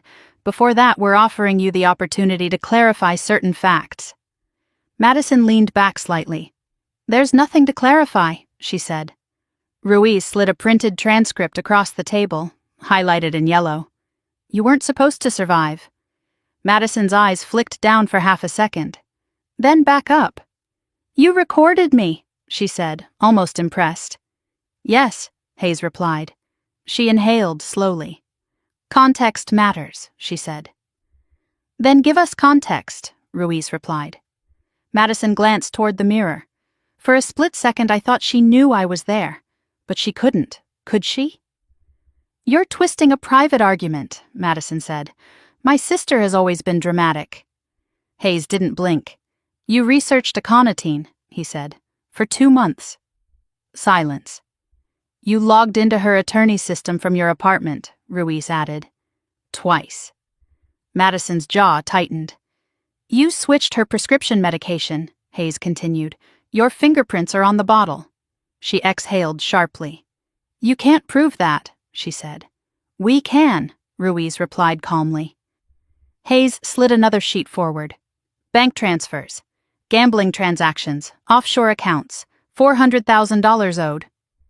Madison stared at the numbers. Financial stress doesn't equal murder, she said. No, Hayes agreed. But financial stress combined with poison and a forged will does. Madison's composure flickered for the first time. You don't understand, she said quietly. Help us, Ruiz replied. She laughed once, hollow. Help you? She said. You think this is about you? Hayes leaned forward slightly. Tell us what it's about. She hesitated. For the first time, her hands trembled slightly against the metal cuff. She always had everything, Madison said. Your sister? Ruiz asked. Yes. She had discipline, Hayes said. She had responsibility. She had attention, Madison snapped. Dad worshipped her. I watched through the glass, my chest steady. He trusted her, she continued. He gave her control of the finances, the house, the paperwork. Because you left, Ruiz said quietly. I needed space, Madison shot back. You needed money, Hayes corrected. Silence. Madison looked at the table again. You don't know what it feels like, she said, to always be the second choice. This isn't about childhood, Hayes replied. It is, she insisted. It's always been. Ruiz folded her hands calmly. Did you put aconitine in the vodka? She asked directly. Madison looked up slowly. No.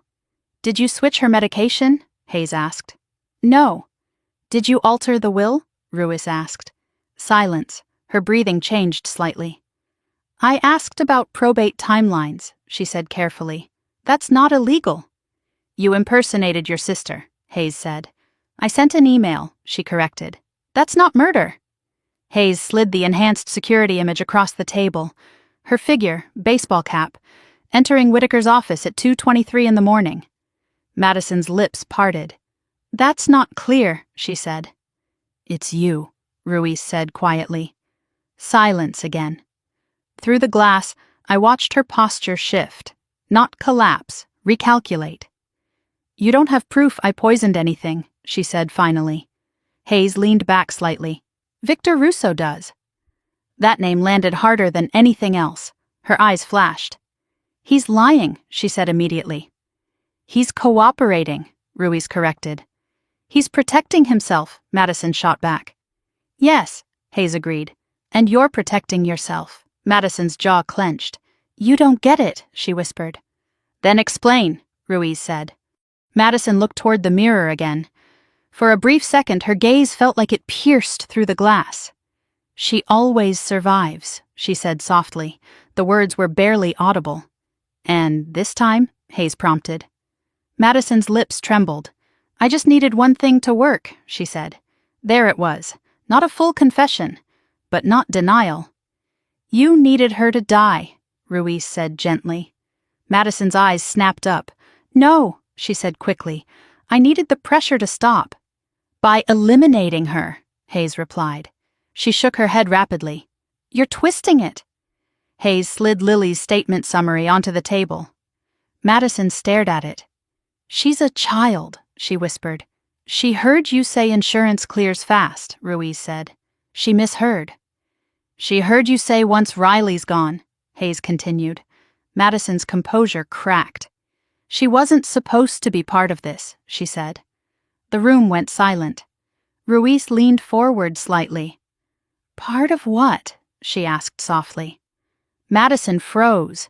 The realization hit her face too late. Part of this. Hayes's voice stayed level. Part of the plan? Madison's breathing quickened. I didn't mean... You didn't mean for Ethan to drink it, Ruiz said. Madison closed her eyes briefly. That wasn't supposed to happen, she whispered. There it was, the pivot. You meant for Riley to drink it, Hayes said. Madison's shoulders slumped just slightly. I thought it would be quick, she said. Silence swallowed the room. You thought what would be quick? Ruiz asked. Madison opened her eyes. For once, she said bitterly, I thought it would be fair. Fair. You researched dosage, Hayes said. Madison's lips parted. You planned around her blood pressure, Ruiz added. I didn't want her to suffer, Madison said. The words were chilling. You wanted her to die cleanly, Hayes said. Madison didn't answer. She stared at the table. You forged the will, Hayes continued. You positioned yourself as sole beneficiary. She had everything, Madison whispered.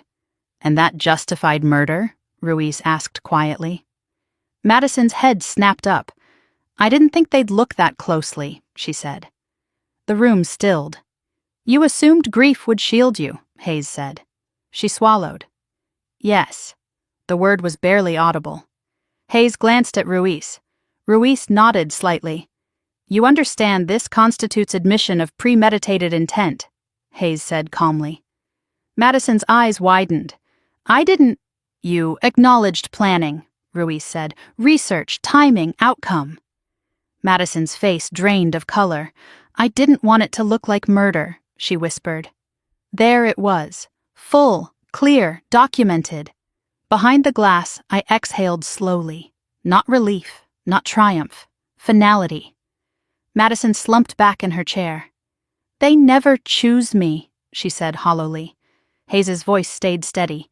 You chose this. She laughed once, bitter and small. I chose to stop being second. Ruiz leaned back. And now? She asked quietly. Madison stared at the table. Now there was no narrative left to control, no rehearsal, no performance. Just record. The door opened. An officer stepped in. Counsel has arrived, he said. Madison nodded slowly. As she stood, she looked toward the mirror again. This time I stepped back. I didn't need her to see me. She was led out of the room without another word. Hayes and Ruiz exited moments later. Hayes entered the observation room where I stood. You heard it, he said. Yes. She acknowledged planning, intent, and concealment, Ruiz added. Yes. Are you all right? Hayes asked. I thought about the kitchen floor, about Lily's small voice in the cafe, about the SUV outside my house. Yes, I said finally. They nodded. This moves forward to federal prosecution, Hayes said. It should, I replied. As I walked out of the building into the cold night air, snow had stopped. The sky was clear, sharp. For the first time since the funeral, the noise inside my head quieted. Not because the betrayal hurt less, but because it was no longer hidden. Madison had always believed she could rewrite the narrative, that if she controlled timing and emotion, she controlled outcome. Tonight the outcome was recorded, not whispered, not implied, recorded. And this time, survival wasn't luck, it was documented truth. The courtroom felt smaller than the interrogation room. Wood-paneled walls, the faint scent of old paper and polished benches. A federal seal mounted behind the judge's chair, everything orderly, structured, final. Madison sat at the defense table in a navy blazer that looked too formal for someone facing first-degree attempted murder charges. Her wrists were uncuffed now, her posture was straight, composed. I sat behind the prosecution team, hands folded in my lap, listening to the quiet murmur of spectators settling into place. Ethan was beside me. He still moved carefully, slower than usual, but he insisted on being there. I'm fine, he'd said that morning. I'm not missing this. The judge entered. Everyone stood. Proceedings began without theatrics. Charges were read formally: attempted murder in the first degree, inheritance fraud, identity theft, criminal conspiracy tied to organized gambling operations. Madison didn't look at me when the charges were spoken. Her attorney rose. "We enter a plea of not guilty at this time," he said calmly. Of course. Plea bargains were leverage. Truth was strategy. The prosecutor stood next. "We intend to demonstrate premeditation over a 2-month period," she said. "We will present evidence of poison acquisition, prescription tampering, forged legal documents, and recorded admissions." Recorded admissions. Madison's fingers tightened briefly on the edge of the table. The judge scheduled trial dates, pre-trial motions, evidence hearings. The machinery of justice moved steadily, unemotional. After the session adjourned, Madison was escorted toward the holding area. She glanced up once. Our eyes met. There was no apology in her expression, no regret, only calculation. "You didn't have to do this," she said quietly as officers paused beside her. I stepped closer, ignoring the warning look from one of the marshals. "You did," I replied. She shook her head faintly. "You could have walked away." "From what?" I asked. "From making this public. You made it public the moment you poisoned my kitchen." Her jaw tightened. "They won't understand," she said. "They already do." She was led away before she could respond. The hallway outside the courtroom buzzed with low conversation. Reporters lingered near the exit doors, microphones visible, cameras discreet but ready. "Ms. Thompson," one called gently as I stepped into the corridor, "do you have a statement?" I didn't slow down. "No." "Do you believe justice is being served?" another asked. I stopped for half a second. "I believe accountability matters," I said simply. Then I kept walking. Outside, the winter air was sharp and clean. Snow from the previous night clung to the edges of the courthouse steps. Ethan exhaled slowly beside me. "She didn't look scared," he said. "She's not," I replied. "Should she be?" "Not yet."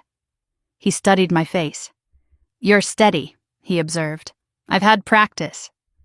We drove back toward Eugene in silence. The highway stretched gray and open ahead of us. My phone buzzed. Larson. "She'll likely seek a plea deal once her attorney reviews the full evidence," he said. "Will you recommend it?" I asked. "That depends." "On what?" "Whether she cooperates further against the betting network." I looked out at the passing trees. "She won't," I said. "Why are you sure?" "Because she still believes she's justified." Larson was silent for a moment. "You're probably right," he said. After we ended the call, Ethan reached for my hand. "You okay?" he asked. "Yes." It was true. The anger that had burned hot in the first days after the hospital had cooled into something steadier, controlled, focused. When we pulled into the driveway of my father's house, I noticed fresh tire tracks in the snow near the curb, different from the patrol car earlier. Wider, heavier vehicle. I slowed. "You see that?" Ethan asked quietly. "Yes." We didn't get out immediately. Instead, I scanned the street. Quiet. No visible cars idling. No headlights. The house looked undisturbed. Still. I parked but didn't turn off the engine right away. "You want me to call someone?" Ethan asked. "No." I stepped out and walked toward the front door. The reinforced deadbolt remained intact. No scratches, no forced entry. But the mailbox hung slightly open. I opened it carefully. Inside was a plain white envelope. No postage, no address. Just my name written in block letters. I brought it inside and locked the door behind us. Ethan watched from the kitchen as I opened it. Inside was a single photograph. Me, standing outside the Federal Building earlier that day.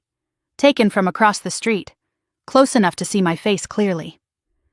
On the back, one sentence: "You're still collateral." The paper felt cold in my hand. Ethan stepped closer. "Is that from them?" he asked. "Yes." "Madison's in custody," he said. "This isn't Madison," I replied. He understood immediately. Victor's network, pressure, retaliation. I picked up my phone and dialed Hayes. "Something's escalating," I said when he answered. I described the photograph. "Do not leave the house," he said immediately. "We're sending a unit." "They're trying to intimidate me," I said. "Yes," he replied, "which means the prosecution is hitting the right nerve." I hung up and placed the photo on the table. Ethan stared at it. "They won't stop, will they?" he asked. "They will," I said calmly, "when it becomes too expensive not to." He studied my face again. "You're not afraid," he said. "I am," I replied honestly. He blinked. "But fear doesn't decide," I added. Snow began falling again outside the window. Soft. Quiet. I walked into the study and placed the photograph beside the forged will. 2 attempts to control outcome. 2 failures. My father's framed photo sat on the desk, his eyes steady even in still image. "If either of you ever try to destroy the other over money, you've already lost," his words echoed. Madison had lost long before the courtroom, before the vodka, before the forged email. She had lost when fairness became entitlement, when entitlement became justification. A knock sounded at the door. Federal agents. They photographed the envelope, collected fingerprints, installed temporary surveillance across the street. "We'll increase patrol frequency," Hayes said quietly. "This is intimidation, not execution," he added. "They're testing reaction." "They won't get panic," I replied. He nodded. "That's good," he said, "because they expect it." After they left, the house felt heavy again, not with fear, with awareness. I sat at the kitchen table where Ethan had collapsed weeks earlier. The tile still looked new where it had been replaced. I ran my fingers along the grout line. "This is bigger than family," Ethan said quietly. "Yes." "But it started there." "Yes?" He exhaled slowly. "You could have ignored it," he said. "I couldn't," I replied, "because ignoring it would have meant accepting it, and acceptance would have meant teaching Lily something dangerous. That betrayal is survivable only if you stay silent." The snow outside thickened. The streetlights flickered on.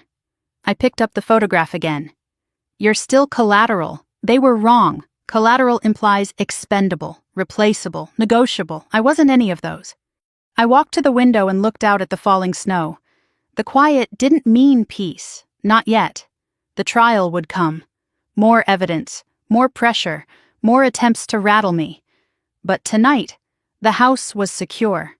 The locks were reinforced. The truth was documented. Madison's confession recorded. The network exposed. The intimidation acknowledged. They thought survival was accidental. It wasn't. It was choice. And as I turned off the lights one by one, I understood something clearly. The battlefield had shifted. It wasn't just about proving Madison guilty anymore. It was about dismantling everything that believed my life was a negotiable asset.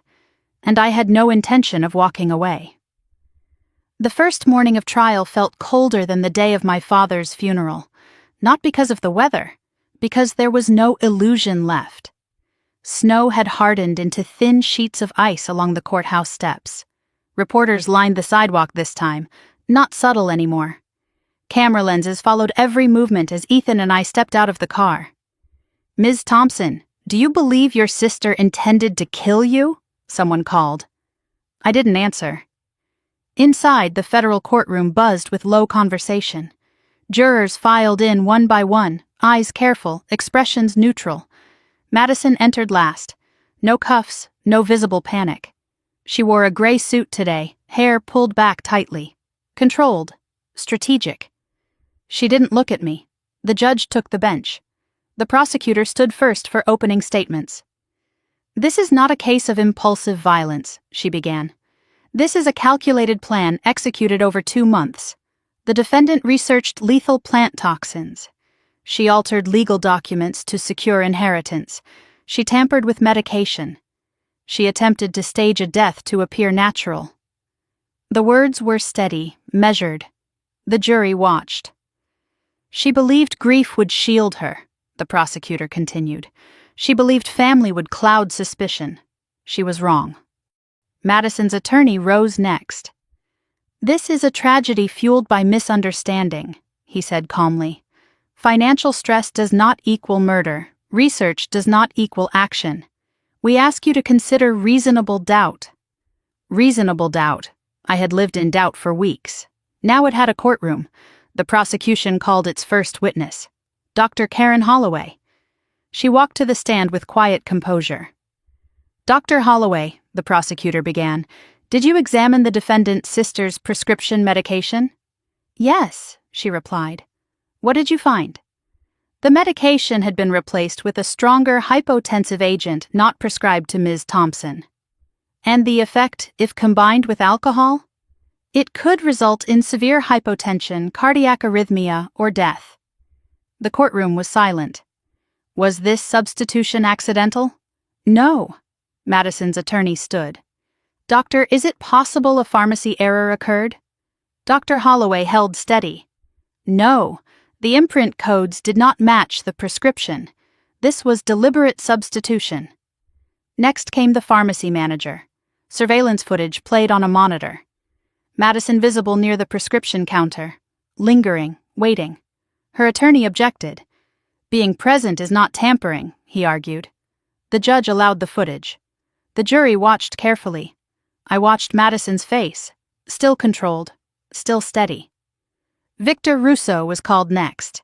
He walked into the courtroom in a dark suit that didn't hide the sharpness in his eyes. He took the oath without hesitation. "State your relationship to the defendant," the prosecutor asked. "I facilitated sports betting transactions," he replied. "Did the defendant owe money to your organization?" "Yes." "How much?" "Approximately $400,000. Murmurs rippled through the gallery. "Did she discuss her sister's inheritance?" "Yes." "Did she pledge a life insurance payout as collateral?" "Yes." Madison's attorney rose sharply. "This witness is a criminal seeking leniency." Victor didn't look rattled. "I am cooperating," he said calmly. "Did she describe a plan?" the prosecutor asked. "Yes." "What did it involve?" "Poisoning vodka, swapping medication, altering legal documents to ensure asset transfer." The courtroom held its breath. "Did she express intent for her sister to die?" the prosecutor asked. Victor didn't hesitate. "Yes." Madison's attorney stepped forward. "You expect this jury to believe you over a grieving sister?" he said sharply. Victor met his gaze. "I expect them to believe evidence." The prosecutor then played the audio recording from my father's study. Madison's voice filled the room. "You weren't supposed to survive." The words landed like a hammer. I kept my eyes forward. Madison's face remained composed, but her fingers curled tightly around the edge of the table. She always survives everything. This time she wasn't supposed to. Her voice echoed again. The jury shifted in their seats. The prosecution called Lily's father next. He described Madison's erratic behavior. Late-night phone calls, financial panic, statements about becoming rich before Christmas. The defense tried to frame it as stress, overwhelm, misinterpreted frustration. But the layers were too structured, too aligned. The prosecutor concluded the day with the enhanced security footage from Harold Whitaker's office. 2:23 in the morning. Madison entering the building, 8 minutes inside, the forged will displayed beside the original. The jurors leaned forward. The defense objected again. Speculation, circumstantial. The judge overruled. When court recessed for the day, I felt something shift, not relief, momentum. Madison was escorted out without speaking. Outside, the air felt sharper. Reporters waited again. "Ms. Thompson, do you feel vindicated?" "No," I said quietly. Vindication implied satisfaction. This was not that. Ethan walked beside me slowly. "You held steady," he said. "So did you," I replied. He squeezed my hand lightly. At home, the surveillance vehicle still sat discreetly across the street. Federal presence visible now. Less shadow, more deterrent. I stepped inside and closed the door behind us. The house felt quieter tonight, less invaded, more grounded. I walked into the study and sat in my father's chair. The trial wasn't over. More witnesses would come: forensics, digital analysts, financial experts. But the foundation was laid. Madison had believed grief would obscure logic. She had believed family loyalty would blur lines. Instead, the lines were sharp, clear, documented. My phone buzzed. A message from Hayes. "Strong day," I typed back. "She'll try to spin tomorrow." "Likely," he replied. I set the phone down and looked at the envelope labeled "Open if trust is broken." Trust had broken long ago. This wasn't about winning. It wasn't about revenge. It was about stopping something before it became generational. Lily would testify soon. That weighed heavier than any courtroom exchange, an 11-year-old carrying adult consequences. I closed my eyes briefly. The snow outside began again, quiet and steady. War zones taught me something simple. Momentum matters, day by day, evidence by evidence. Truth layered carefully until denial collapses under its own weight. Madison still believed she was misunderstood. But misunderstanding doesn't research poison. Misunderstanding doesn't forge signatures at 2:23 in the morning. Misunderstanding doesn't pledge a sister's death as collateral. Tomorrow, more pieces would fall into place. Tonight, the house remained secure. The trial had begun. And for the first time since that glass shattered on my kitchen floor, the truth was no longer hidden in whispers. It was spoken aloud, under oath, in record. And that changed everything. The second week of trial began with forensic evidence, cold, precise, unemotional. A toxicologist took the stand first, a woman in her early 50s with steady hands and a voice that never wavered. "We identified aconitine in the vodka bottle recovered from Ms. Thompson's residence," she said. "How certain are you?" the prosecutor asked. "Beyond scientific doubt." "And the concentration?" "High enough to induce fatal arrhythmia in a healthy adult, higher risk in individuals with underlying cardiovascular conditions." My name wasn't spoken, but the implication hung in the air. The prosecutor stepped closer. "Would symptoms present quickly?" "Yes, within 30 to 60 minutes." The jury shifted slightly. "That aligns with the timeline of Mr. Miller's collapse?" she continued. "Yes." The defense attorney rose slowly. "Doctor, aconitine is a plant-based compound, correct?" "Yes." "Is it commonly found in over-the-counter products?" "No." "Could accidental contamination occur?" "Not at this concentration." The defense paused. "Is it possible someone other than the defendant introduced the toxin?" The toxicologist didn't blink. "Possible in theory, but we found no evidence of external tampering beyond the bottle's reseal marks." "Reseal marks," the phrase echoed sharply. Next, the prosecution called a digital forensic analyst. He projected screen captures onto a large monitor. Search history, dosage thresholds, cardiac mimicry, symptoms resembling natural heart failure. The timestamps were clear. 2 months before the funeral. Multiple sessions. The analyst zoomed in on a specific search term. "How to mask poison as heart attack." A quiet ripple moved through the gallery. "Whose device?" the prosecutor asked. "Registered to Madison Thompson." The defense stood immediately. "Is it possible someone else used her laptop?" "Yes," the analyst admitted. "Is there evidence someone else did?" "No." The analyst clicked again. Login records from Whitaker's office server. IP address traced to Madison's apartment in Seattle. 2 separate entries. Late night, 2:23 in the morning. Duration, 8 minutes. The forged will appeared side by side with the original. The jury leaned forward. "Can you confirm file alteration?" the prosecutor asked. "Yes." "Was the metadata altered to conceal authorship?" "Yes." "Successfully?" "No." The defense tried again. "Is IP tracing 100% accurate?" "It is highly reliable within narrow geographic margins." "Meaning?" "Meaning the login originated from that apartment." Madison stared at the table, still composed, but quieter now. The prosecution rested its forensic portion and called Ethan. My chest tightened as he stood slowly and walked to the witness stand. He moved carefully, still not fully recovered. "State your name," the prosecutor said. "Ethan Miller." "Do you recall the evening of your collapse?" "Yes." "What did you consume?" "Vodka, from a bottle Madison gave Riley." "Who opened it?" "I did." "Why?" "I poured a glass before Riley could." "And what happened next?" "About 40 minutes later, my heart started racing. I felt dizzy. Then I collapsed." "Did you notice anything about Madison's behavior?" Ethan glanced toward the defense table. "She was watching Riley," he said. "Watching how?" "Like she was waiting." "For what?" "For Riley to drink first." The courtroom felt tight. The defense attorney stood. "Mr. Miller, you were under stress. Is it possible your perception was distorted?" "No." "Is it possible you misinterpreted concern as something else?" "No." "Do you dislike the defendant?" Ethan didn't hesitate. "I don't dislike her," he said, "but she tried to kill the woman I love." Silence. The defense shifted tone. "Is it true you and Riley discussed inheritance concerns before the funeral?" "Yes."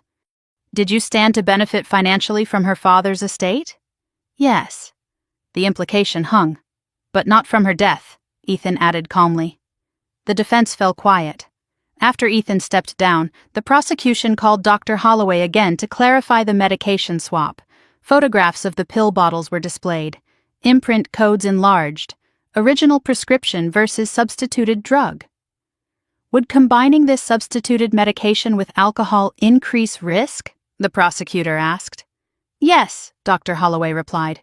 "Dramatically." "And the defendant was aware of Miss Thompson's condition?" "Yes." The defense objected to speculation, sustained, but the jury had heard enough. Mid-afternoon, the prosecution played the audio recording again. Madison's voice. "I thought it would be quick. I didn't want her to suffer. You weren't supposed to survive." Her words filled the courtroom, heavier now after the forensic foundation. The defense approached the bench.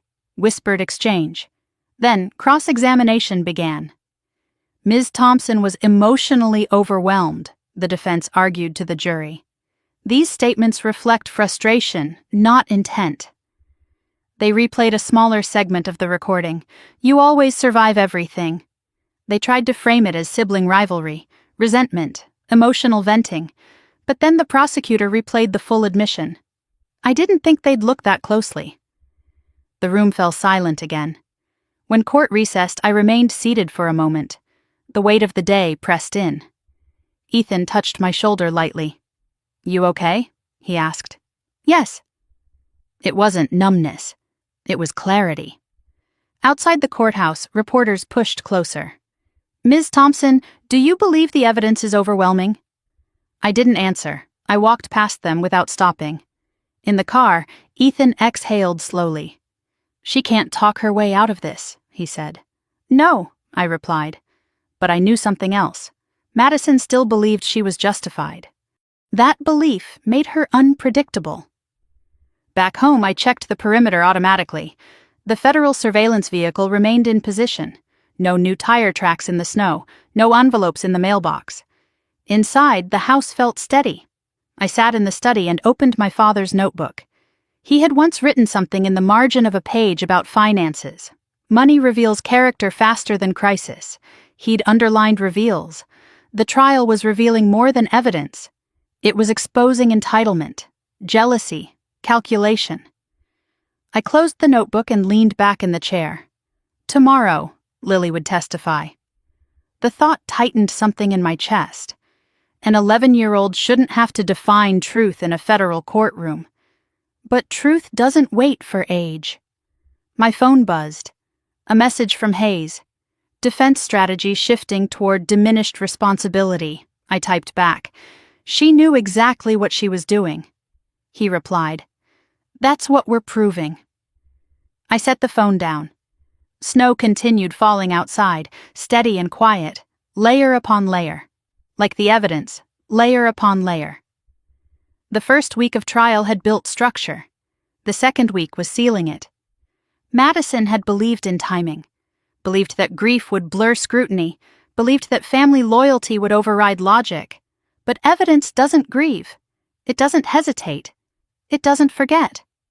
As I turned off the lights and prepared for bed, I understood something clearly. The trial wasn't just about proving poison. It was about dismantling the narrative she built around fairness. Fairness doesn't involve aconitine. Fairness doesn't involve forged wills. Fairness doesn't involve rehearsed cover stories whispered to a child. Tomorrow would be harder, because tomorrow wouldn't involve lab reports. It would involve Lily. And children don't rehearse as well as adults. They tell the truth, even when it hurts. Lily wore a pale blue sweater 2 sizes too big for her. Her feet barely touched the floor when she sat in the witness chair. The judge had allowed her to testify from a smaller side room connected by closed-circuit video to reduce stress. A child advocate sat beside her, hands folded calmly in her lap. On the monitor in the courtroom, Lily's face appeared magnified and fragile at the same time. Madison stared at the screen without blinking. The prosecutor's voice softened. "Lily, can you tell us how old you are?" 11, she replied quietly. "And do you understand the difference between telling the truth and telling a lie?" "Yes." "What happens when someone lies?" "They get in trouble," she said simply. The prosecutor nodded gently. "Did you ever hear your mom talk about your Aunt Riley?" Lily's fingers twisted the hem of her sweater. "Yes." "What did she say?" Silence stretched for a second. "She said insurance clears fast," Lily said. The courtroom went still. "Did she say anything else?" the prosecutor asked. "She said once Aunt Riley's gone, probate clears faster." The word probate sounded strange coming from an 11-year-old. "Did she say that more than once?" the prosecutor asked. "Yes." "Who was she talking to?" "A man named Vic." Madison's attorney rose. "Objection, hearsay." The judge considered briefly. "Overruled for the purpose of establishing state of mind." The prosecutor continued. "Did your mom ever talk about the vodka?" Lily swallowed. "She said it would work." "What would work?" "The plan." The air felt tight in my lungs. "What plan?" the prosecutor asked gently. Lily hesitated. "She said if Aunt Riley died, everything would belong to us," she whispered. Madison's attorney stood again. "Objection." The judge allowed the answer. "Did your mom tell you to say anything if someone asked about the vodka?" the prosecutor asked. "Yes." "What did she tell you?" "She said to say I didn't see anything." The room was silent, except for the faint hum of the ventilation system. "Did you see anything?" the prosecutor asked. "Yes." "What did you see?" "I saw her holding the bottle in the kitchen before she gave it to Aunt Riley." Madison's jaw tightened. "Did she open it?" the prosecutor asked. "I don't know," Lily replied, "but she had it out of the bag." The prosecutor nodded. "Did your mom ever talk about Aunt Riley's medicine?" Lily nodded slowly. "She said alcohol would make it worse." The prosecutor paused. "Did she say what would happen?" "She said it would look natural." The words landed harder than anything else that morning. The defense attorney approached the podium slowly. "Lily," he began softly, "do you love your mom?" "Yes." "Very much?" "Yes." "Do you want her to get in trouble?" Lily's eyes filled slightly. "No." "Is it possible you misunderstood what she was saying?" he asked gently. Lily shook her head. "She practiced what to say," Lily said quietly. "Practiced," he repeated. "Yes. She said if police asked, I should say we didn't see Aunt Riley much." The defense paused. "You've been talking to Aunt Riley a lot lately, haven't you?" he asked carefully. "Yes." "And she's upset with your mom?" "Yes." "Could it be that you're trying to protect your aunt?" Lily's small hands clenched. "I'm telling the truth," she said. The defense softened his tone. "Do you remember the exact words your mom used?" "Yes." What were they? Lily took a breath. She said she always survives everything. This time she won't. The courtroom felt like it exhaled all at once. The defense attorney stepped back. No further questions. On the monitor, Lily looked smaller somehow. The prosecutor thanked her gently. The screen went dark. Madison didn't move. Her face remained expressionless. But her eyes were different now, not disbelief, exposure. After Lily's testimony, the prosecution called a forensic accountant. Charts filled the screen. Gambling transactions, interest accumulation, payment deadlines. Was there urgency? The prosecutor asked. Yes, the accountant replied. Significant financial pressure. Did that pressure increase in the month before the funeral? Yes. The defense tried to frame it as desperation, emotional strain. But desperation paired with poison becomes intent. When court recessed, I remained seated for a moment longer than usual. Ethan squeezed my hand. She was brave, he said quietly. Yes. Outside, the sky had cleared. The air felt thinner. Reporters asked fewer questions today. They had their headline. Child testifies against mother in poisoning trial. I hated that sentence. Back home, I sat in the study and stared at the snow-covered yard. Lily's voice echoed in my head. She said it would look natural. She practiced what to say. She always survives everything. This time she won't. Children don't fabricate legal language. They repeat what they hear. My phone buzzed. Hayes. That was powerful, I typed back. She shouldn't have had to do it. He replied. But she did. I set the phone down. The house felt heavier tonight. Not from fear, from consequence. Madison had involved her child in rehearsed deception. That fact hurt more than the poison. I walked into the kitchen and ran my fingers along the counter. The tile had been replaced where Ethan collapsed, a visible seam in the flooring. Scars remain even after repair. Later that evening, I received a notification. The defense was filing a motion to suppress Lily's testimony, claiming coaching, manipulation. Predictable, I wasn't surprised. Madison would attempt to protect herself even if it meant discrediting her own daughter. Snow began falling again, quiet and steady, layer upon layer, like truth, layer upon layer. Tomorrow the prosecution would play the full recording again. Frame it beside the forensic data, seal it tight. Madison had believed children were liabilities. Instead, Lily became clarity. As I turned off the lights and headed upstairs, I paused at the hallway photo of Madison and me as kids. We were standing in snow, arms linked, smiling. No resentment visible, no entitlement. Just two sisters surviving loss together. I touched the edge of the frame lightly. Somewhere along the way, survival became competition. Competition became resentment. Resentment became calculation. Calculation became poison. And now it was evidence. Lily had told the truth, not because she wanted to hurt her mother, but because she understood something instinctively. Truth stops damage. Silence lets it grow. As I lay in bed that night, the quiet outside felt different, less tense, more settled. The trial was nearing its final turn. The layers were complete. Madison could deny. She could rationalize. She could claim misunderstanding. But she couldn't erase the recording. She couldn't erase the digital trail. And she couldn't erase her daughter's voice repeating what she had said in the dark. The jury had heard it. Under oath, without drama, without embellishment, just fact. And sometimes, fact is louder than fury. The defense began its case with a psychologist. He adjusted his glasses, smoothed the front of his suit jacket, and spoke in careful, measured tones. Madison Thompson was under extraordinary financial and emotional distress, he said. Chronic stress can impair judgment. The defense attorney nodded encouragingly. Can financial desperation cause someone to research extreme scenarios without intent to act? He asked. Yes, the psychologist replied. Research does not equal execution. The jury listened. Is it possible she was fantasizing rather than planning? The attorney continued. Yes, individuals under pressure may explore catastrophic thinking patterns.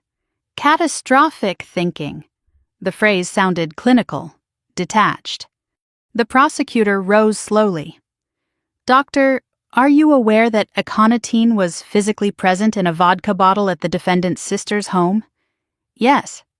Are you aware that the defendant's fingerprints were found on the substituted medication bottle? Yes. Are you aware of the recorded statement in which the defendant said, "You weren't supposed to survive"? The psychologist hesitated slightly. Yes. Is catastrophic thinking typically followed by poison acquisition and legal forgery? Silence. Not typically, he admitted. The prosecution stepped back. The defense shifted strategies. They called a character witness, an old friend of Madison's from Seattle. She's impulsive, the friend said, but she's not violent. The prosecutor approached. Were you aware of her gambling debt? No. Were you aware she pledged her sister's life insurance as collateral? The friend's expression faltered. No. No further questions. Next, Madison's attorney did something I hadn't expected. He called Madison herself. A ripple moved through the courtroom. She walked to the stand without hesitation, swore the oath, sat straight, calm, controlled. Madison, her attorney began gently, did you intend to kill your sister? No, her voice was clear. Did you put poison in that bottle? No. Did you switch her medication? No. Did you forge the will? I sent an email, she replied. But I believed I had authority. The prosecutor stood for cross-examination. Authority to remove yourself as equal beneficiary? She asked. My father trusted me too, Madison said evenly. Did he? The prosecutor asked. Yes. Then why did you send the email at 2:23 in the morning? Silence. I couldn't sleep, Madison replied. And you couldn't wait for business hours? I was anxious. Anxious enough to impersonate your sister? Madison's jaw tightened. I thought it was temporary. Temporary removal of her inheritance? Yes. Why? Because she had everything, Madison snapped before catching herself. The courtroom stilled. Everything? The prosecutor repeated. Yes. She had responsibility, the prosecutor said. She had control, Madison shot back. The prosecutor approached the stand. Did you research aconitine? I research many things, Madison replied. Did you search how to mask poison as heart attack? Madison hesitated. I don't recall. The prosecutor displayed the search history, time-stamped, her user profile visible. Is that your device? She asked. Yes. Is that your account? Yes. And this search was made by you? Madison's composure flickered. I don't remember the context. The prosecutor didn't blink. Did you tell Victor Russo you had a 3-layer plan? No. The prosecutor played Victor's testimony excerpt. She proposed poison, medication swap, altered will. Madison's eyes narrowed. He's lying. The prosecutor pressed further. Did you tell your daughter insurance clears fast? I was discussing paperwork. Did you say once Riley's gone? I meant emotionally gone, Madison said quickly. A faint sound rippled through the gallery. Emotionally gone? The prosecutor repeated. Yes. You also said she always survives everything. This time she won't. What did you mean by that? Madison's hands clenched. I was angry. Angry enough to stage a death? No. Angry enough to pledge her life insurance as collateral? Silence. I didn't think she'd actually die, Madison said quietly. The words hung in the air. You didn't think she'd actually die? The prosecutor repeated. I thought it would scare her, Madison said. With poison? The prosecutor asked. I didn't know the dosage would be that strong. You researched dosage thresholds, the prosecutor replied. Madison's voice rose slightly. I was under pressure. From gambling debts? the prosecutor asked. Yes. $400,000? Yes. And you believed your sister's death would resolve that pressure? Silence. I believed the insurance would, Madison said finally. The courtroom went silent. The prosecutor stepped back. No further questions. Madison remained on the stand for a moment longer before stepping down. Her attorney tried to regain ground in redirect. Did you love your sister? He asked. Yes, Madison said immediately. Did you want her dead? No. But you admit you believed the insurance payout would resolve your debt? He asked carefully. Yes. And you admit you altered the will to secure that payout? Yes. And you admit you researched poison? Yes. The defense faltered. The redirect didn't recover what had already been exposed. When Madison stepped back to the defense table, she finally glanced at me. Not with disbelief this time, with something closer to resentment, as if this outcome was my fault. Court adjourned early that afternoon. Closing arguments were scheduled for the following day. Outside, the snow had stopped. The sky looked almost clear. Ethan walked beside me slowly. She tried to soften it, he said quietly. She tried to reshape it, I replied. But truth resists reshaping once it's recorded. At home, I stood in the kitchen for a long time. The counter looked ordinary again. No evidence bags, no technicians, just wood grain and quiet air. I thought about Madison's words. I didn't think she'd actually die. As if death were a variable, as if poison were a negotiation tool.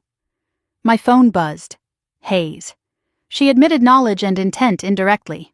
Jury saw it, I typed back. She still believes she's justified. He responded. That's not a defense. I set the phone down and walked into the study.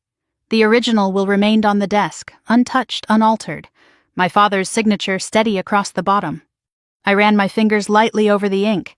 He had trusted both of us once. That was the part that hurt most, not the money, not the property, the trust. As night settled in, I sat by the window watching snow melt slowly under the streetlights. Tomorrow would bring closing arguments, summaries, final framing, but the core had already been exposed. Madison had admitted altering the will, admitted believing insurance would resolve her debt, admitted researching poison. She hadn't cried. She hadn't apologized. She had rationalized. And rationalization is thinner than denial. Because once you justify, you admit. As I turned off the lights and headed upstairs, I understood something clearly. The jury didn't need drama. They didn't need revenge. They needed alignment. And the alignment was complete. Poison, medication swap, forged will, insurance pledge, recorded admission, child testimony, layered, structured, intentional. Tomorrow would not be about proving what happened. It would be about deciding consequence. And for the first time since the funeral, I felt something close to stillness. Not peace, not yet. But inevitability. The courtroom felt heavier on the day of closing arguments. Not louder, heavier. The evidence had been laid out piece by piece over 2 weeks. And now everything narrowed to interpretation. Madison sat perfectly still at the defense table. Gray suit again, hair pulled back, hands folded, composed. The prosecutor rose first. She didn't raise her voice. She didn't pace dramatically. She simply walked to the center of the courtroom and looked at the jury. This case is about premeditation, she began. Not impulse, not misunderstanding, not emotional exaggeration. She paused. For 2 months, the defendant researched lethal poison. She studied cardiac mimicry. She learned how to stage a death to look natural. A screen behind her displayed the search history. How to mask poison as heart attack. Dosage threshold aconitine. Symptoms resemble arrhythmia. These are not the searches of someone venting frustration, she continued. These are the searches of someone preparing. She stepped aside, and another image appeared. The forged will beside the original. 10 days before her father's stroke, she accessed her attorney's server at 2:23 in the morning. She impersonated her sister. She removed her as beneficiary. The prosecutor let that sink in. She created financial motive before she created medical opportunity. A faint murmur moved through the courtroom. She clicked the remote again.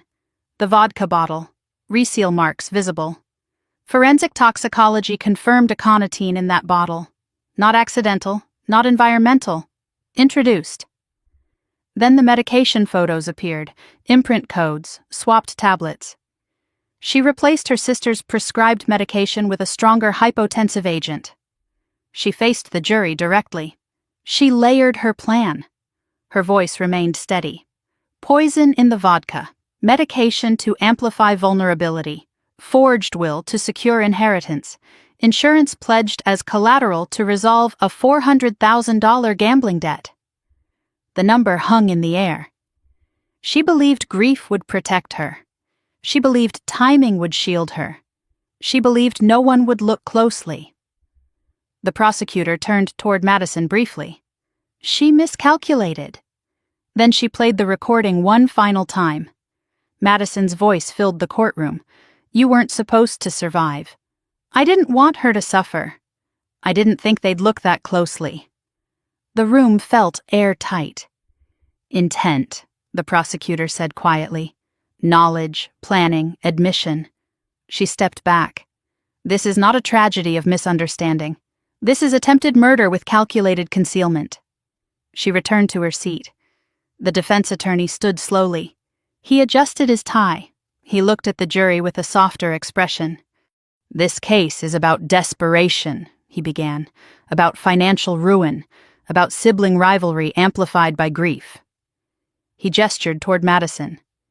She made mistakes. She altered documents. She researched extreme topics online. But research is not action. He walked toward the jury box. She did not physically administer poison. There is no direct eyewitness testimony of her opening that bottle. He paused. She admitted financial stress. She admitted poor judgment. But she denied intent to kill. He softened his tone further. She said she didn't think her sister would actually die. A few jurors shifted slightly. That is not premeditated murder, he said. That is catastrophic thinking under pressure. He looked back at Madison. She loved her sister. She panicked. She made reckless decisions. But reckless is not the same as murderous. He returned to his table. The judge gave instructions to the jury. Burden of proof, reasonable doubt, elements of attempted murder. The jury filed out to deliberate. The courtroom emptied slowly. Madison remained seated, staring straight ahead. Her attorney leaned in and whispered something. She nodded once. I stood and walked toward the exit. As I passed her table, she finally spoke. You look confident, she said quietly. I look finished, I replied. She tilted her head slightly. You could still tell them you forgive me, she said. I stopped. This isn't about forgiveness, I said. It could be, she insisted. You tried to kill me, I said calmly. She inhaled slowly. I was drowning, she whispered. You chose poison. She looked away. They'll never understand what it feels like to always be second, she muttered. I didn't answer, because understanding resentment doesn't justify murder. Outside, the winter air felt sharp and clear. Ethan walked beside me. Whatever happens, he said quietly, you did everything right. I didn't want this, I replied. I know. We drove home in silence. Snow had begun falling again, thin and steady. At the house, I walked straight into the study. The envelope labeled, "Open if trust is broken," sat on the desk. I opened it again. If either of you ever try to destroy the other over money, you've already lost. Lost. The word felt different now. Madison believed this trial determined winning and losing. But she had lost long before the courtroom. She had lost when she rehearsed lies to her daughter. She had lost when she researched poison in the dark. She had lost when she measured my life against her debt and decided it was negotiable. My phone buzzed. Hayes. Jury requested playback of recording. I typed back. That's decisive. Likely, he replied. The evening stretched long. Ethan rested on the couch while I stood by the window watching snow accumulate on the porch. My mind didn't race. It moved slowly, steadily, layer by layer, evidence, admission, intent. No single piece stood alone. Together they formed structure.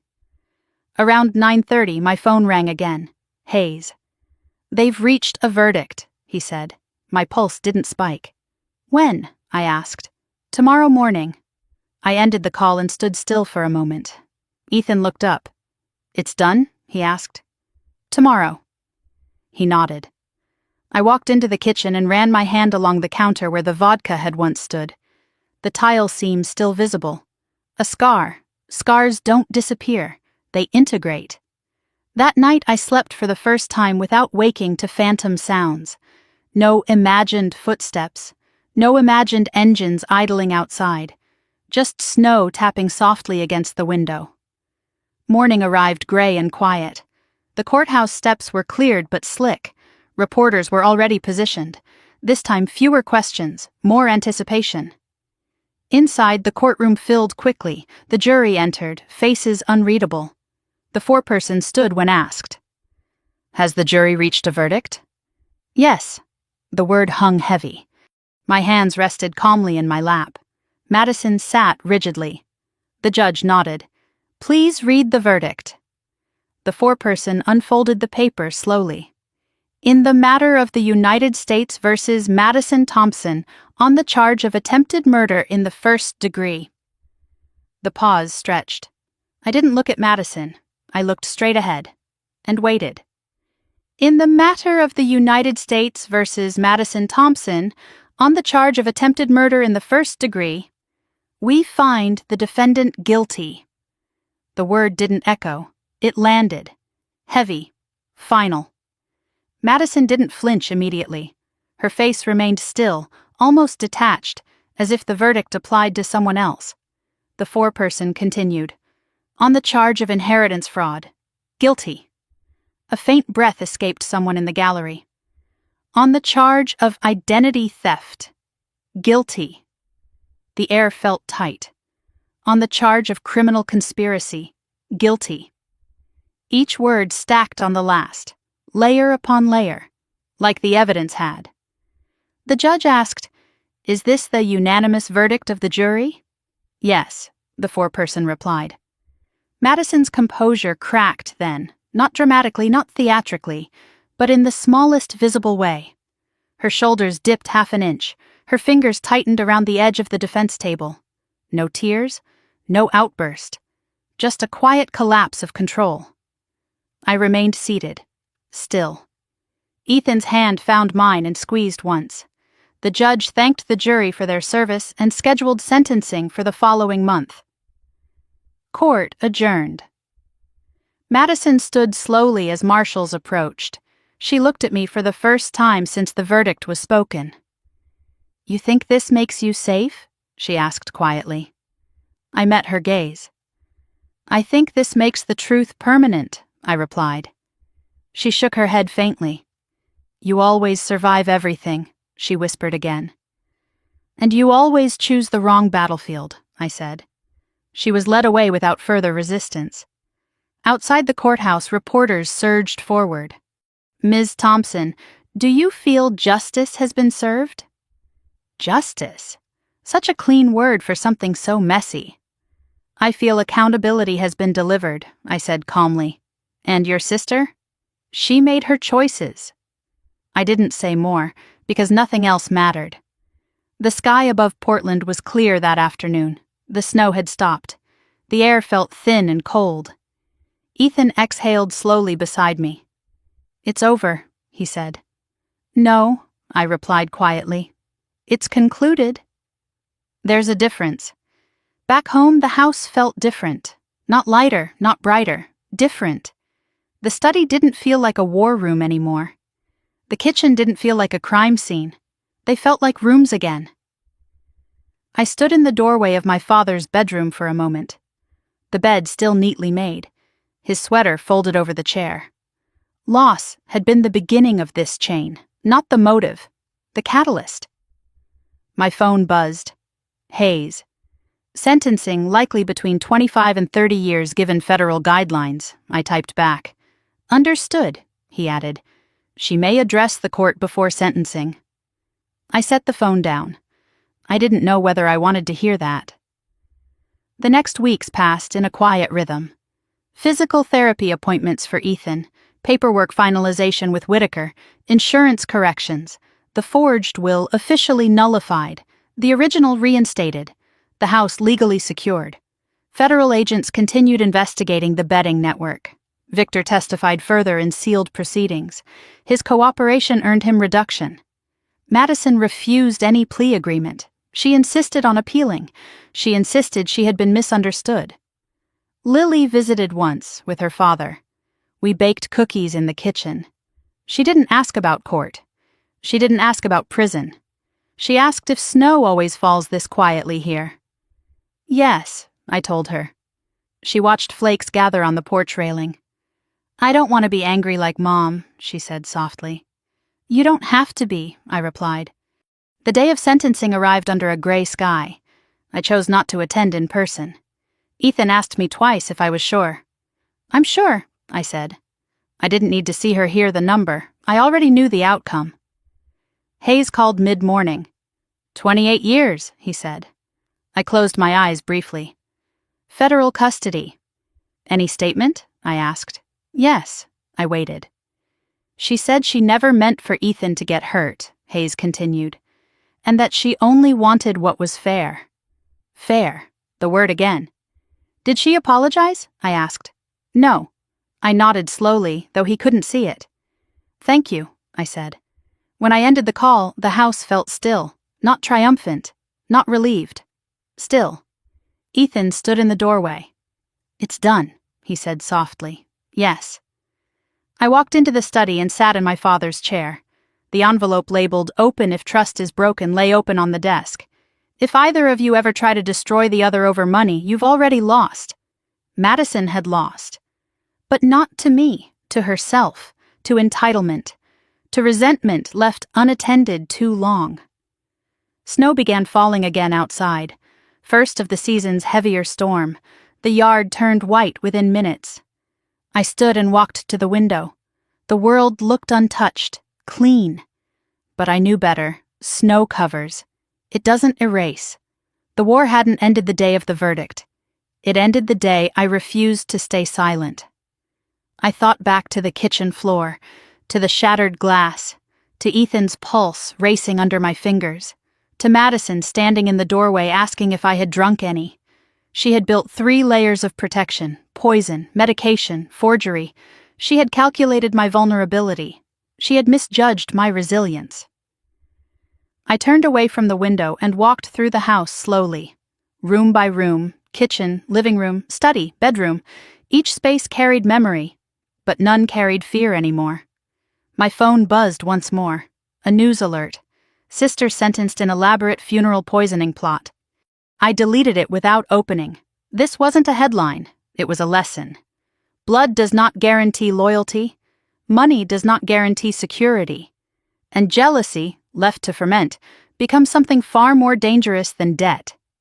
That night, I sat at the kitchen table with Ethan. We didn't talk much. We didn't need to. The silence felt earned. I don't feel victorious, he said after a while. Good, I replied. He looked at me. Why? Because this was never about winning. He nodded slowly. Outside, the snow continued falling, thick, steady, quiet. For the first time since the funeral, I slept without dreaming of sirens, without hearing the crack of glass, without replaying her voice. The next morning, the yard was completely white. No footprints, no tire tracks, just open space. I stepped onto the porch and let the cold air fill my lungs. The war in my family had not been fought with weapons. It had been fought with paperwork, poison, and perception. But the principle was the same. You confront what threatens your ground. You hold your position. You document truth. And you refuse to surrender to intimidation. Madison had believed survival was luck. She had believed she could engineer fate. She had believed fairness meant equal outcome. She was wrong. Survival is choice. Peace is choice. And ending a cycle is choice. I closed the door behind me and walked back into the house. The battlefield was no longer outside. It wasn't in a courtroom. It wasn't in a hospital hallway. It was inside the decision to move forward without bitterness, and that was the only victory that mattered. The snow didn't melt for 3 days.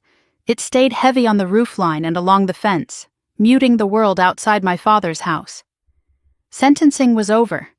The verdict was final.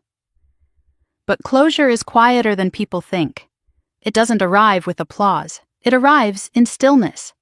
Ethan moved more easily now, his steps steadier across the kitchen tile that had once been slick with spilled vodka. Physical therapy had done its work. The tremor in his hands was gone. The arrhythmia had stabilized. "You keep checking the locks," he said one morning, watching me secure the back door again. "I know," I replied. "You don't have to anymore." I nodded, but habit lingers longer than threat. Federal agents had reduced their visible presence. The unmarked SUV across the street disappeared 2 days after sentencing. Hayes called once to confirm the betting network had been dismantled in multiple states. "Victor provided names we didn't expect," he said. "It's expanding." "Good," I replied. The intimidation had stopped. No more envelopes in the mailbox. No more blurred photos left at my door. Pressure disperses when accountability locks in. I sat in the study later that afternoon with my father's notebook open in front of me. He had always written in clean, narrow print. Short sentences, no wasted words. One page caught my attention again. Resentment compounds faster than interest. He had drawn a small line beneath it. I thought about Madison's face the day of sentencing. Not remorseful, not devastated, just stunned that her calculation had failed. Lily called that evening. "Mom won't be home for a long time," she said quietly. "No," I replied. "Dad says I can visit more if you want." "I'd like that." She hesitated. "Do you think she hates you?" she asked. I leaned back in the chair. "I think she hated what she thought I represented," I said carefully. "What's that?" Lily asked. "Control," I replied. "Responsibility." "She always said you were the favorite," Lily said. I closed my eyes briefly. "Being trusted isn't the same as being favored," I said. Lily was quiet for a moment. "I don't want to be angry," she said again. "You don't have to be," I replied. That night, after the call ended, I walked into the kitchen and ran my hand along the counter again. The tile seam had faded into the pattern, still visible if you knew where to look. Scars don't disappear. They integrate.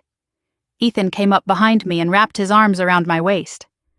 "You're somewhere else," he said softly. "Just thinking," I replied. "About her?" "Yes." "Regret?" he asked. I considered the word carefully. "No," I said. "Anger?" "Less than before." He rested his chin lightly against my shoulder. "Then what?" "Understanding." He was quiet. "She didn't start with poison," I said slowly. "She started with comparison."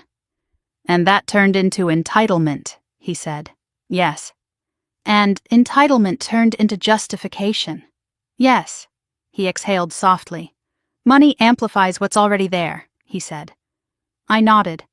Outside, the snow shifted slightly in the wind. The world didn't feel fragile anymore. It felt recalibrated. A week later, I visited the cemetery alone. My father's headstone was dusted with frost. I brushed it away gently with my glove. "I handled it," I said quietly, though no one was there to hear. Handled it. That phrase used to mean control. Now it meant clarity. Madison had believed I always survived everything. She had been right.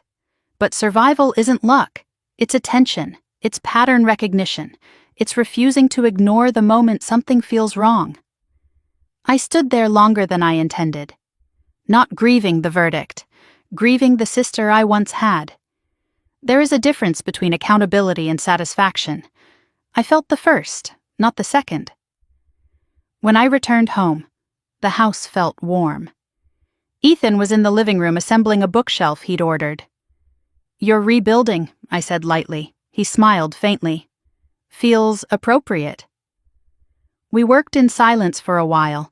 The sound of screws tightening into wood felt grounding, constructive. Later that evening, Hayes called again. "She filed an appeal," he said. "I expected that." "It won't change the conviction," he added. "I know." There was a pause. "You've been steady through all of this," he said.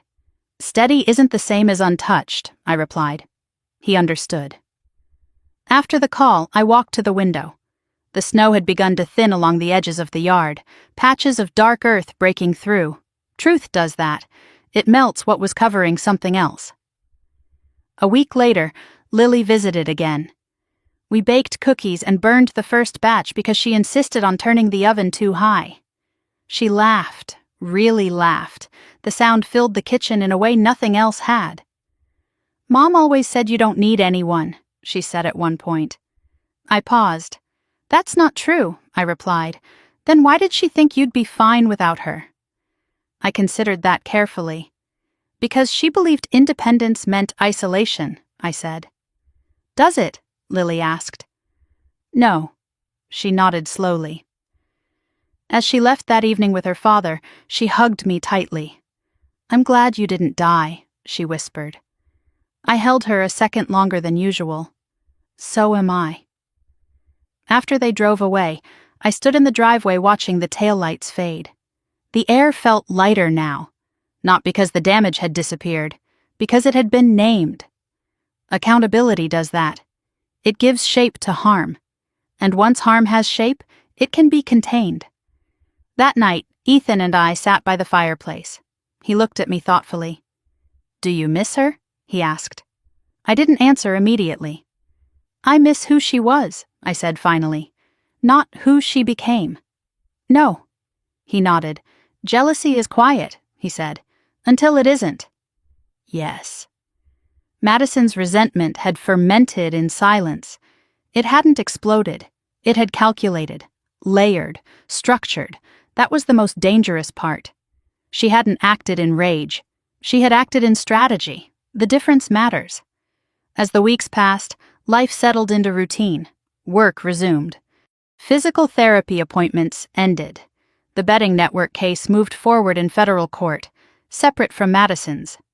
Victor would likely serve less time. Deals are currency in that world. I didn't dwell on it. My part was done. One evening, as I locked the back door, I realized something small but significant. I wasn't checking it twice anymore. I wasn't scanning the street before turning off the lights. I wasn't replaying the night Ethan collapsed. The body learned safety slowly. Mine had begun. I walked into the study and sat in my father's chair one last time before closing the notebook and placing it back in the safe. Resentment compounds faster than interest. He had known. Maybe not the specifics, but the principle. Jealousy unattended grows roots. Roots break foundations.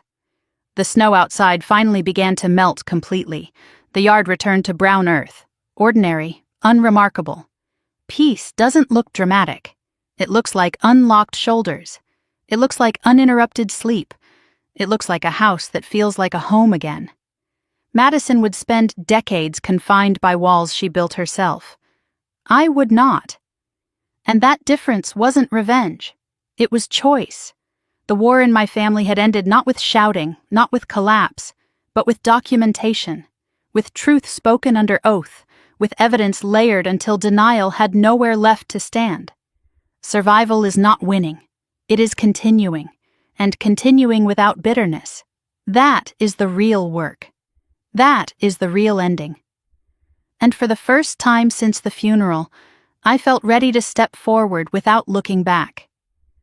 The first time I slept through the night without waking to phantom sirens, I almost didn't trust it. Morning light filtered through the curtains softly, pale and quiet, without the sharp jolt of adrenaline that had defined the weeks after Ethan collapsed.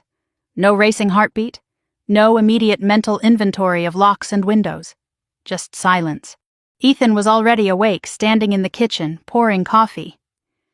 "You look different," he said when I walked in. "How?" "Like you're not waiting for something." I leaned against the counter. "I'm not," I said. The house felt settled now, not tense, not braced. The reinforced locks were still there, but they felt like precautions, not barricades. Outside, the last of the snow had melted into dark patches of wet earth. Early spring light lingered longer in the evenings. The world kept moving forward whether we were ready or not. Madison had been transferred to a federal correctional facility 2 states away. Appeals filed, motions pending. But the verdict stood. 28 years, 28 winters she wouldn't see freely. I didn't feel satisfaction when I thought about that number. I felt distance. The case had moved from crisis to record, from fear to file, from threat to archive. That shift changes the air in a house. A week later, Lily visited again. She carried a sketchbook with her this time. "I drew something," she said, sitting at the kitchen table. She flipped it open. 2 houses in snow, one with smoke rising from the chimney, one dark. "Which one is which?" I asked gently. "This one's yours," she said, pointing to the lit one. "And the other?" She shrugged slightly. "Mom says prison is temporary," she said. "Prison is long," I replied carefully. "She says you overreacted."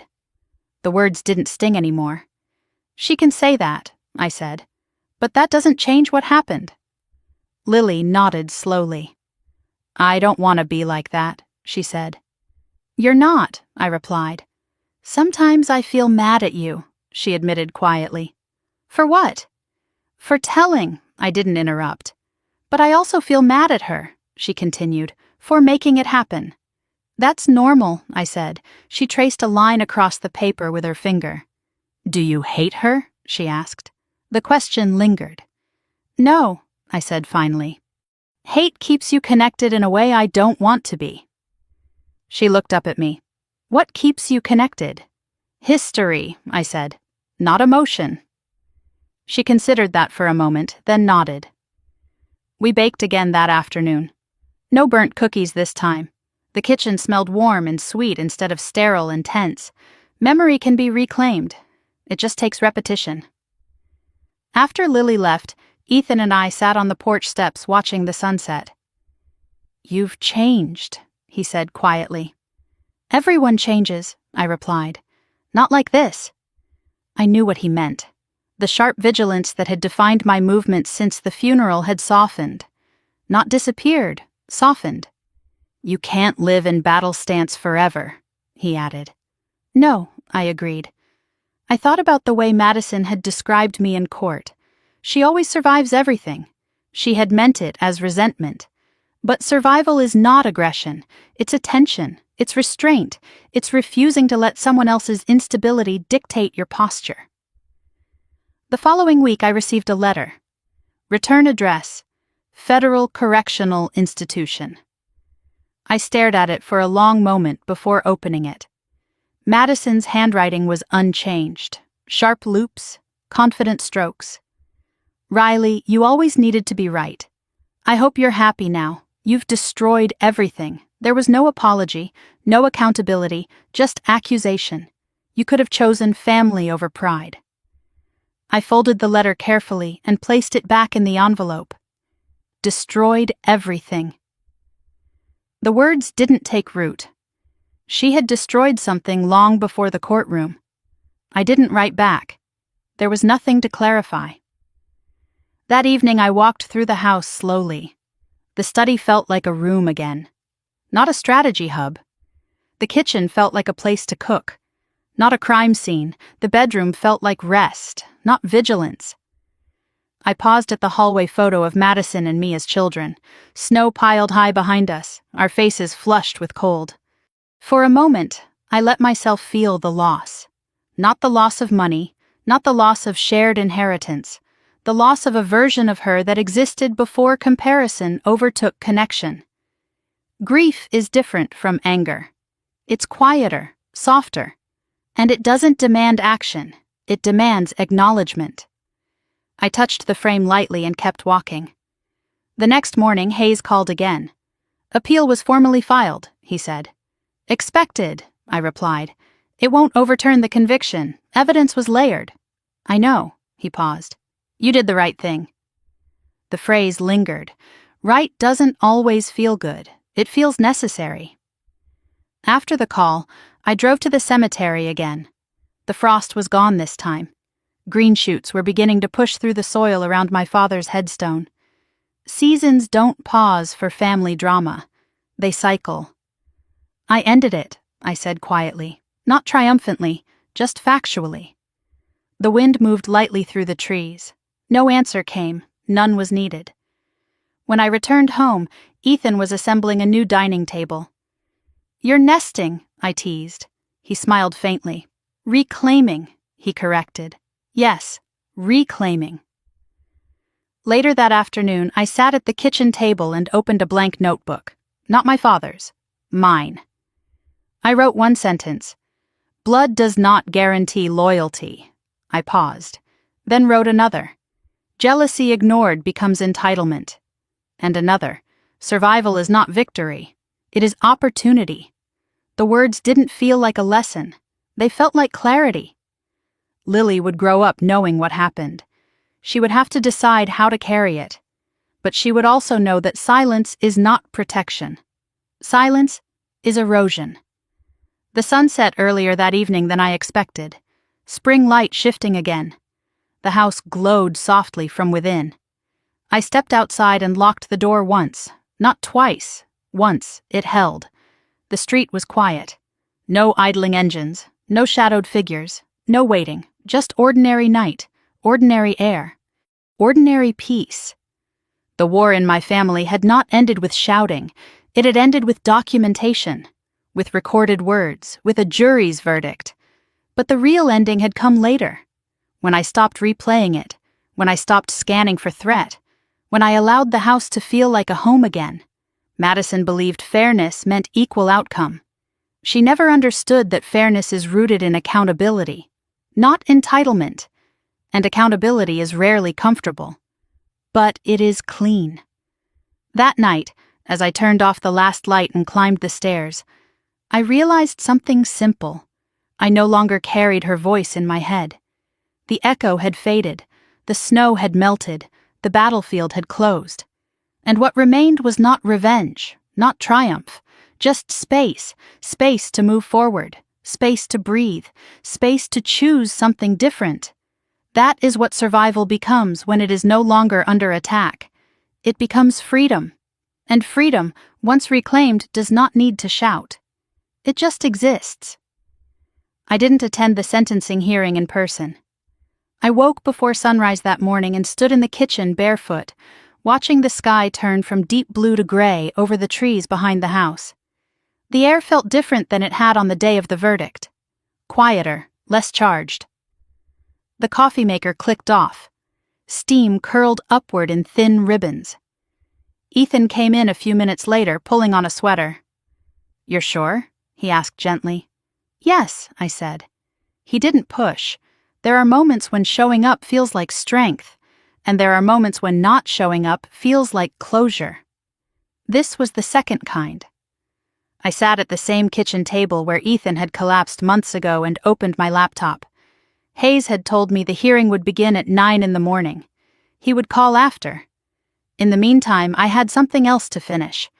I pulled out a sheet of paper and began writing, not to the judge, not to the jury, to myself. "Madison, you chose calculation over conversation. You chose resentment over responsibility. You chose poison over honesty." I paused. The words felt steady, not angry, just factual. I continued, "You say I destroyed everything. But everything was already broken the moment you decided my life was collateral." I set the pen down and folded the paper once. I wasn't going to send it. Some letters are written for release, not delivery. At 9:27, my phone vibrated. Hayes. "It's done," he said. "How long?" I asked. 28 years, federal custody." "And her statement?" I asked. He paused briefly. She said she never meant for Ethan to get hurt. She said she only wanted what was fair. Fair, the word again. She did not apologize, he added. I didn't expect her to, I replied. She requested reconsideration for Lily's sake. Of course she did. Hayes hesitated. You don't sound surprised. I'm not. After we ended the call, I closed my eyes for a moment. 28 years. I tried to picture that length of time. Lily would be nearly 40. The house would be different. The world would be different. Madison would age behind concrete walls. Not because I wanted her there, but because she built a structure that left no other outcome. Ethan sat across from me. It's finished, he said quietly. Yes. He reached across the table and squeezed my hand. We didn't speak for a while. The silence wasn't heavy, it was complete. Later that afternoon, I drove to the cemetery alone. The grass had grown greener since my last visit. Small flowers dotted the edge of the path. I stood in front of my father's headstone and let the breeze move through my hair. She said she wanted what was fair, I murmured. The wind didn't respond. It didn't need to. Fairness doesn't erase intent. It doesn't rewrite evidence. It doesn't neutralize poison. I brushed my fingers across the engraved letters of his name. You warned us. Not in specifics, in principle. Resentment compounds faster than interest. She let it compound. I chose to stop it. When I returned home, the mailbox contained another letter. Return address, the correctional facility. I held it for a moment before opening it. Riley, you've always needed to win. You think prison changes anything? I'll still be your sister. I read the sentence twice. No remorse, no ownership, just persistence. You could have walked away. You chose to ruin us. I folded the letter carefully and placed it beside the first one in a drawer. There was nothing to respond to. That evening, Lily called again. Dad told me the judge said a number, she said quietly. Yes, I replied. Is it forever? No, I said gently. But it's a long time. She was quiet for a moment. Mom said you forced this, she whispered. I didn't rush to answer. What do you think? I asked. She hesitated. I think she did something bad, she said slowly. And bad things have consequences. I closed my eyes briefly. That's right, I said. She exhaled softly. I don't want to hate her, she added. You don't have to, I replied. You can love someone and still know they were wrong. She was quiet again. Can I still come over next weekend? She asked. Yes, I said. Okay. After the call ended, I stood in the kitchen and let the silence settle. The house no longer felt like a place waiting for impact. It felt inhabited, stable. I walked into the study and opened the safe. Inside lay the original will, my father's notebook, and the 2 letters from Madison. I added the unsent letter I had written that morning, not as a threat, not as a message, as a marker. The chapter was closed, not erased. Closed. Ethan stepped into the doorway. You look lighter, he said. I feel finished, I replied. He smiled faintly. Finished isn't the same as healed, he said. No, I agreed, but it's a start. We sat on the couch later that night, watching snow begin to fall again outside the window. Not heavy, just enough to dust the yard. I keep thinking about the moment she handed you that bottle, he said quietly. So do I. What did you feel?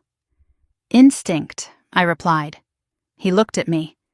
I felt something was wrong, I said, but I didn't know what. And now, he asked. Now I know to trust that feeling. He nodded slowly.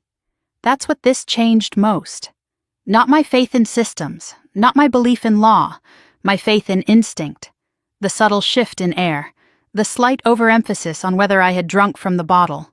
The way she watched, those moments matter. I turned off the television and sat in the dim light for a while.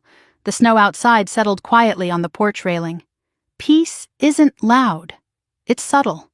It's not fireworks or celebration. It's not headlines or applause. It's the absence of tension in your shoulders. It's locking the door once and trusting it. It's sleeping without rehearsing worst-case scenarios. The next morning I woke without checking my phone immediately. That was new. I made coffee, opened the curtains, let sunlight spill into the kitchen. Madison would spend decades replaying her choices. I would not. Her resentment had shaped her outcome.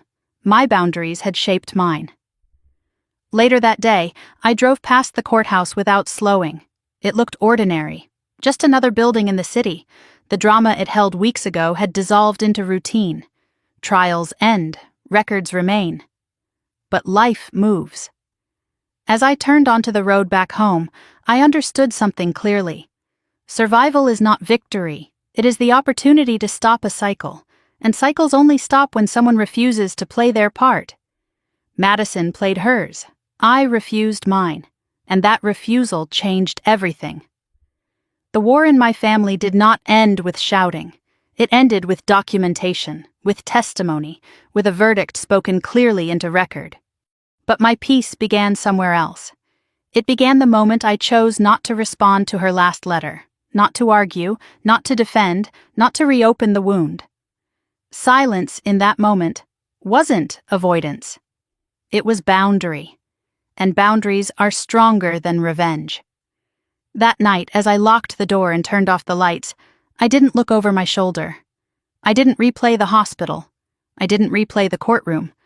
I simply walked upstairs and slept. For the first time in months, without dreaming of poison.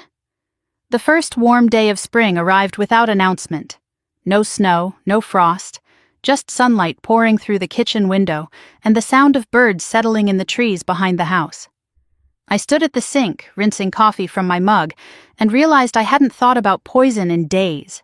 That felt like progress. Ethan stepped out onto the porch with a box of old paperwork we had finally decided to shred. Bank statements, insurance copies, court transcripts. "Ready?" he asked. "Yes." We fed the papers through the shredder one stack at a time.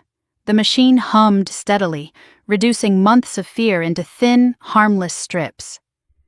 There's something symbolic about watching documents disappear. Not denial, completion. When the box was empty, Ethan leaned back in the porch chair and exhaled. "It's strange," he said, "how loud everything felt, and now it's quiet." "Loud doesn't last," I replied. "But consequences do." He nodded slowly. The house behind us didn't feel like evidence anymore. It felt like inheritance in the truest sense. Not money, not insurance, not property, responsibility. My father had trusted me with more than a will. He trusted me to protect what mattered. I thought about Madison sitting in a cell somewhere far from Oregon, concrete walls, narrow windows, structured days. I no longer imagined her pacing or plotting. I imagined routine, reality, time doing what it always does, moving forward without asking permission. Lily arrived that afternoon with a backpack and a tentative smile. "I brought my sketchbook," she said. "Show me," I replied. We sat at the kitchen table where months ago the world had tilted sideways. She flipped through pages of mountains and trees and houses with smoke rising from chimneys. "You draw a lot of windows," I observed. "I like light," she said simply. I smiled. "That's good." She looked up at me carefully. "Dad says you're not angry anymore." I considered that. "I'm not living in anger," I said. "That's different," she nodded. "Mom writes me," she added quietly. "I know. She says you don't understand her." I didn't rush to answer. "Understanding someone doesn't mean excusing them," I said finally. Lily absorbed that slowly.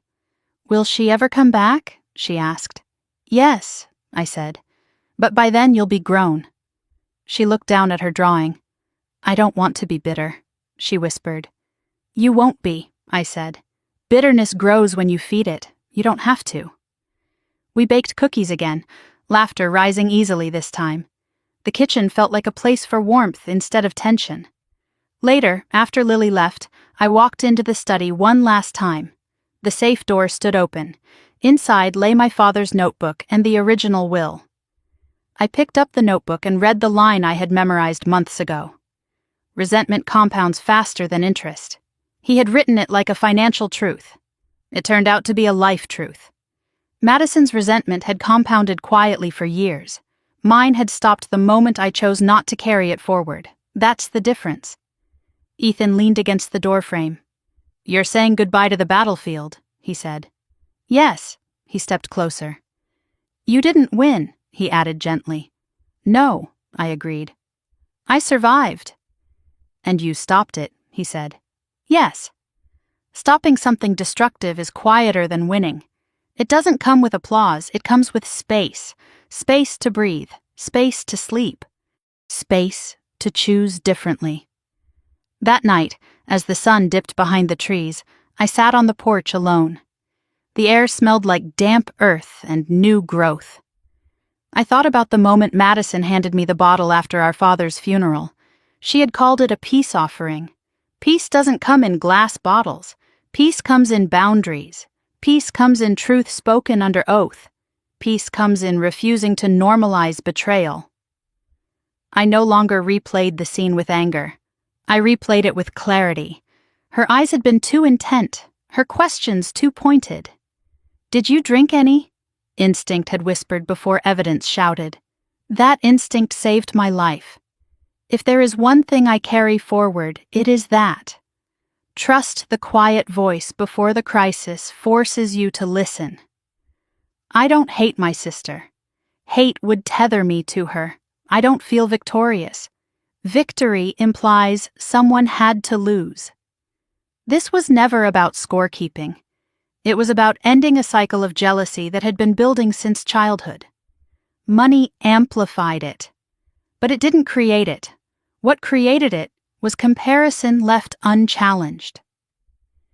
If you've ever felt like the responsible one, if you've ever carried the weight while someone else blamed you for standing upright, if you've ever been told you were lucky simply because you endured, you understand this story. Survival is not arrogance, boundaries are not cruelty, and accountability is not revenge. It is protection.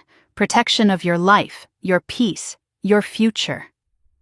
Madison believed fairness meant equal distribution regardless of behavior. She never understood that fairness includes consequence. Blood does not guarantee loyalty. Family does not guarantee safety. And sometimes the battlefield isn't a desert overseas. Sometimes it's a kitchen after a funeral. The war ends the moment you refuse to participate in destruction. I stood from the porch and locked the door once. Not twice. Once. The house felt warm behind me, stable, alive. I turned off the lights and walked upstairs. As I lay in bed, I didn't see a courtroom. I didn't hear a verdict. I didn't hear glass shattering. I heard quiet. And that quiet felt earned. If this story stayed with you, if it reminded you of a moment when you had to choose boundaries over blood, I'd like to hear it. Leave a comment. Tell me where you drew your line. And if you're still standing after something that tried to break you, stay here. Subscribe. Because sometimes surviving isn't the end of the story. It's the beginning of choosing differently. And that choice, every single time, is what keeps us free.